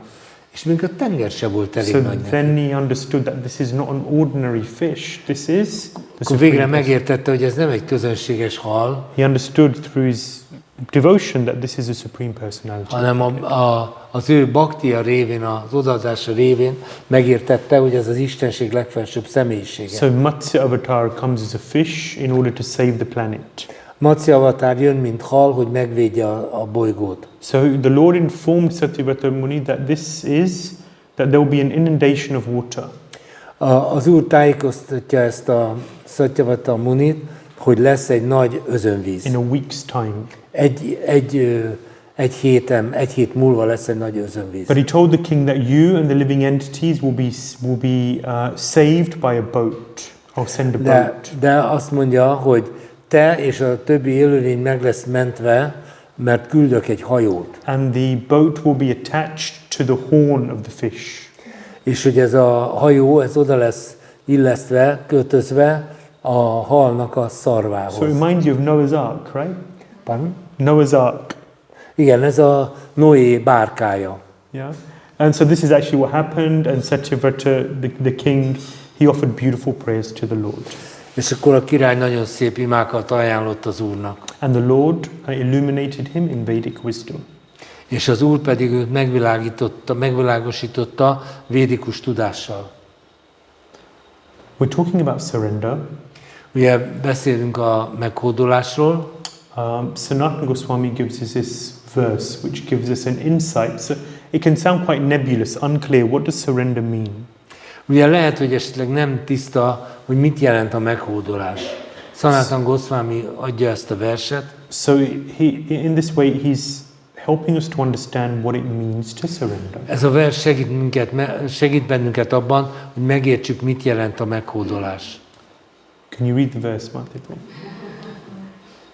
This will be plain because it's Sure. Ānukulyasya sankalpa pratikulyasya varjanam rakshishyatiti vishvaso goptritve varanam tata átmanikshipa kárpanyé sarvidha sharanapatihi. And someone to read. Mataji, can you read magyarul? Meghódolás 6 jele, elfogadni mindazt, ami kedvező az odaadó szolgálat végzéséhez, elutasítani mindazt, ami kedvezőtlen, meggyőződés, hogy Krishna megvéd, elfogadni az Urat, mint védelmezőt és Urat, teljes meghódolás, alázat. These are 6 symptoms of surrender. Ez a meghódolás 6 jele. They require a whole seminar or a few seminars in themselves.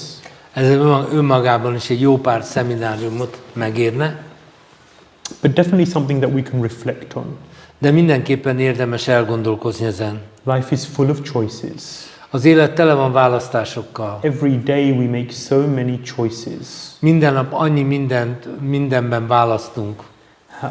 We have to keep in mind, how will this choice affect my relationship with Krishna, my path in Krishna consciousness? Minden alkalommal fel kell tennünk a kérdést, ez a választás hogyan befolyásolja Krishnával való So the kapcsolatomat. first two, accepting those things which are favorable for devotional service and rejecting those things which are unfavorable for devotional Az első két pont az, hogy mindent elfogadni, ami kedvező az odaadott szolgálat végzésére, és mindent elutasítani, ami kedvezőtlen. So this is very important Ez nagyon fontos. and quite simple to apply in our lives. És tulajdonképpen nem olyan bonyolult ezt alkalmazni So if you're életünkben. presented with a choice, first consideration is, how will this affect my Krishna consciousness? Tehát amikor egy választás előtt vagyunk, mindig feltenni a kérdést, hogyan érinti ez a Krishna tudatomat. Who you choose as a partner, big choice. Kit választunk partnerül? What kind of work you do, important choice. Milyen munkát végzünk? Nagyon fontos döntés. Where do you live? Hol éljünk? Who do you spend time with? What kind of Kivel people? töltjük az időnket? How do you use your spare time? Hogyan használom a szabadidőmet? What time do you sleep? Mikor fekszel le? What time do you rise? Mikor kelsz fel? What kind of foods do you eat? Miféle ételt teszel? How much do you eat? Mennyit teszel? So many, everything. So we're going from big things down to smaller things. Tehát így a nagy dolgoktól haladunk egészen a kicsi dolgokig. Everything affects the quality of our chanting. Minden befolyásolja a dzsapázásunk minőségét. And that's really the essence of it all. És ez a lényeg. And in a devotee's life, for a sadhaka, their key consideration is, how will this affect my chanting of the holy names? És tulajdonképpen egy szadaka, egy gyakorló életében minden gyakorlatilag ugyanerre a kérdésre vezetődik vissza, hogy hogyan befolyásolja ez a dzsapázásomat, a szent névének. If this is favorable for my chanting, then I accept. Ha valami kedvező az énekléshez, akkor azt elfogadom. And if this is unfavorable, then I avoid. És hogyha ez nem kedvező, akkor nem csinálom. Of course, life throws all sorts of curveballs at us. Persze az élet rengeteg ilyen kérdést vet fel nekünk. It's not always so simple. És, It's not always so simple. Nem annyira, és nem mindig nagyon egyszerű. But this is why we need the right kind of people around us to advise. De ezért fontos, hogy a megfelelő megválogassuk, hogy kikkel vesszük körbe magunkat. So surrender means embracing the practices of Krishna consciousness. A meghódolás azt jelenti, hogy magunkévá tesszük a Krishna tudat gyakorlatát. So at the beginning, okay, so I start to visit the temple.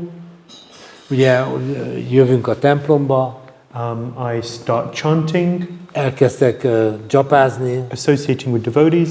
Baktákkal társulni. And then I take on more and more elements of the lifestyle of Krishna consciousness. És aztán egyre inkább elsajátítom a Krishna tudat életstílusát. and the identity of being a devotee. És egyre inkább azonosítom magamat, mint baktát. I remember when I first had a relatively formal interaction with a devotee. Emlékszem, hogy mikor volt egy viszonylag formális kapcsolatom baktákkal. He emailed me. Ja, egy baktával.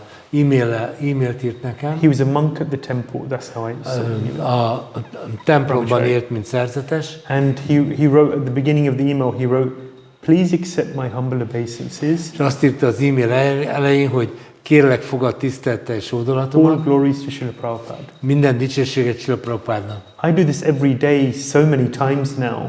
Mostanában annyiszor csinálom ezt, And it's kind of autopilot, you just do hogy it. most már szinte automatikusan jön. But the first time I saw that, De amikor ezt először láttam, I thought, oh my God, Isten, mi van itt? touched me so much. Annyira megérintett. This person was saying, please accept my humble obeisances to me, little old insignificant me. It was so deep. Ez annyira mélyen érintett, hogy ez a személy a hódolatát ajánlja nekem. I found it such a beautiful culture, Ez egy annyira szép kultúrának tűnt nekem. so humble. Annyira alázatos. And then when I met him in person, then he was, sort of really slapped me on the back and said, hey, how's it going? And I thought, it's a bit of a mismatch, És amikor találkoztam vele az életben, akkor ugye hátba vágott és megcsesz, na, hogy ityeg a fityeg.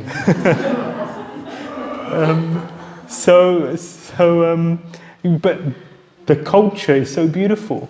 De ez annyira szép kultúra. I remember I used to visit the temple in trousers and a t-shirt or something. Először úgy kezdtem járni templomba, hogy nadrágba és pólóba. And then one week a devotee said to me, why don't you wear dhoti kurta? What's the problem? Why don't you wear dhoti kurta? Akkor aztán egy bakta megkérdezte, hogy miért nem hordasz dhoti kurtát? And I was like, it was an identity crisis. Ez egy azonossági krízis volt I mean, nekem. that was what was going on inside. I just didn't want to admit it to him. That was I didn't want to admit. Nem akartam ezt így bevallani. But he said, you're serious enough. Why don't you wear dhoti kurta? Tehát te most már elég komolyba nyomulsz, akkor miért nem? So that was, for my Kshatriya self, that was like a challenge. Oh, you're serious, therefore you should wear dhoti kurta. Kshatriya elmémnek ez egy kihívás volt. So then, jó, so the akkor dhoti kurta. So the next week, I went to the temple in a dhoti kurta. És a rákövetkező héten dhoti kurtába mentem. And I was walking the streets of London, going on the metro, tube, in dhoti kurta. És a London utcáit dhoti kurtába jártam, mentem a metróval. With tilak on my head. Tilakkal a homlokomon. And I was just so self-conscious. Annyira öntudatos voltam. Everyone's looking at me.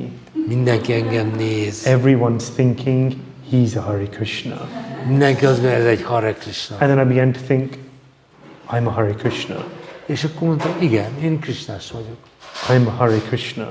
Én krishnás vagyok. Are you sure you want to be Hare Krishna? Biztos, hogy az akarsz lenni? Are you sure you want to be one of them? Biztos, hogy ezekhez akarsz tartozni? And so there was a tug of war. Ez egy kicsit ilyen húzakodás volt. And in the end I decided, yes, I want to be a Hare Krishna. És megfogalmaztam magam, igen, én krishnás akarok But lenni. it forced me to make that choice. De ugye ez rákényszerített arra, hogy ezt a választást megtegyem. It forced me to go through that process of surrendering. Kényszerített arra, hogy végigmenjek ezen a meghódolási folyamaton. And I'm sure everyone has stories of, how they made those external elements of surrender. Biztos vagyok benne, hogy mindenkinek van történet arról, hogy ezeket a külsőséges lépéseket hogyan tette meg. And that surrender doesn't just stop. Okay, so I joined the temple, became a monk, and then that's it. I'm perfect. I wish. Ez nem úgy megy, hogy na jó, oké, akkor beköltözöm a templomba, és akkor minden oké. Fully surrendered. Teljesen meghódoltam. No, that's external surrender. Nem, ez csak külsődleges meghódolás. But the process of surrender is ongoing. Ez az egész meghódolási folyamat, ez folyamatos. And it goes deeper and deeper and deeper. És mindig egyre mélyebbre megy. Mind, intelligence, ego. Az elme, az intelligencia, az ego. We could also say mind, body, words. Azt is mondhatnám, hogy az elme, a test és a szavak. To dedicate more and more and more to Krishna. Hogy ebből egyre többet és többet és többet Krishnának ajánljunk. So this whole process, so Bali Maharaj represents this surrender. He surrendered. Ez az egész folyamat, hogy Bali Maharaj meghódolt, tehát meghódolt. And he's the emblem of surrender. Ő a meghódolásnak a And megszemélyesítője. for us as devotees, it's a gradual, step-by-step process. Számunkra, bakták számára ez egy lépésről lépésre haladó folyamat. Some of you have been practicing for 10 years, 20 years, 30 years more. Van közöttünk, aki 10 éve, 20 éve, 30 éve, stb. Több éve gyakorol. But at every stage, we should be thinking, what is the next step? De minden egyes lépésnél arra kell gondolni, jó, mi a következő lépés? How can I give more? Hogyan tudok még többet adni? But as we discussed, as we learn in the story of Bali Maharaj, externally on one level it may look like, my God, that's tough. Ugye, de hogyha Bali Maharajnak a történetét vizsgáljuk, akkor lehet, hogy arra jutunk, hogy azért ez eléggé meredek. But actually, it's blissful, it's wonderful. De voltak éppen ez boldogsággal teljes, ez csodálatos. And Bali Maharaj is blissful throughout this process. És az egész folyamat alatt Bali Maharaj egy ilyen boldogságban úszik. And in the end, he receives the planet of Sutalaloka. És a végén megkapja a Sutalaloka bolygót. And in the end, if we continue to surrender, then we will also attain to Goloka. És hogyha kitartunk és a meghódolásban, akkor a végén a jutalmunk az lesz, hogy megkapjuk Gólokát. And that's, I mean, there's so much more, and I always feel this whenever I'm going through it, just feels rushed. Mindig ez az érzésem, mert annyi mindent lehetne még mondani, mindig az érzésem, csak végig rohanunk az egész témán. I think there's important points that we've reflected on. De azt hiszem, ezek fontos pontok, amiken érdemes elgondolkozni. But there's so much more. De még annyi minden van. And therefore, I'm going to end this session and this canto. Ezt a 8. éneket most befejezzük.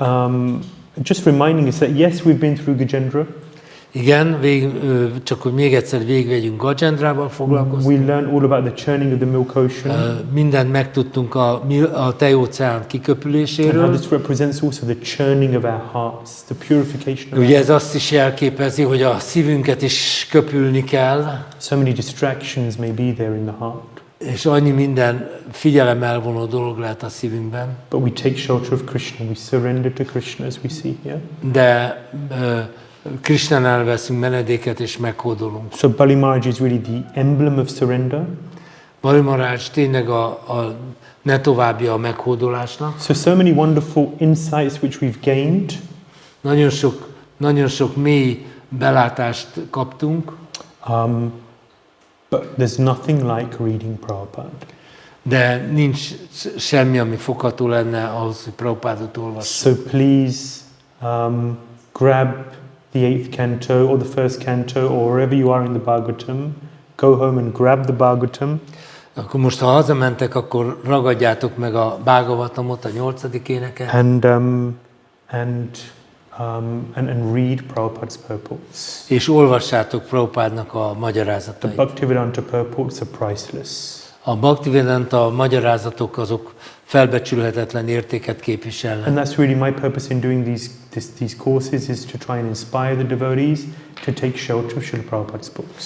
És nekem tulajdonképpen ez a célom ezzel a sorozattal, hogy megpróbáljam lelkesíteni a baktákat arra, hogy olvassák Prabhupádnak a magyarázatait. Srila Prabhupada said that life is like a block of hard wood.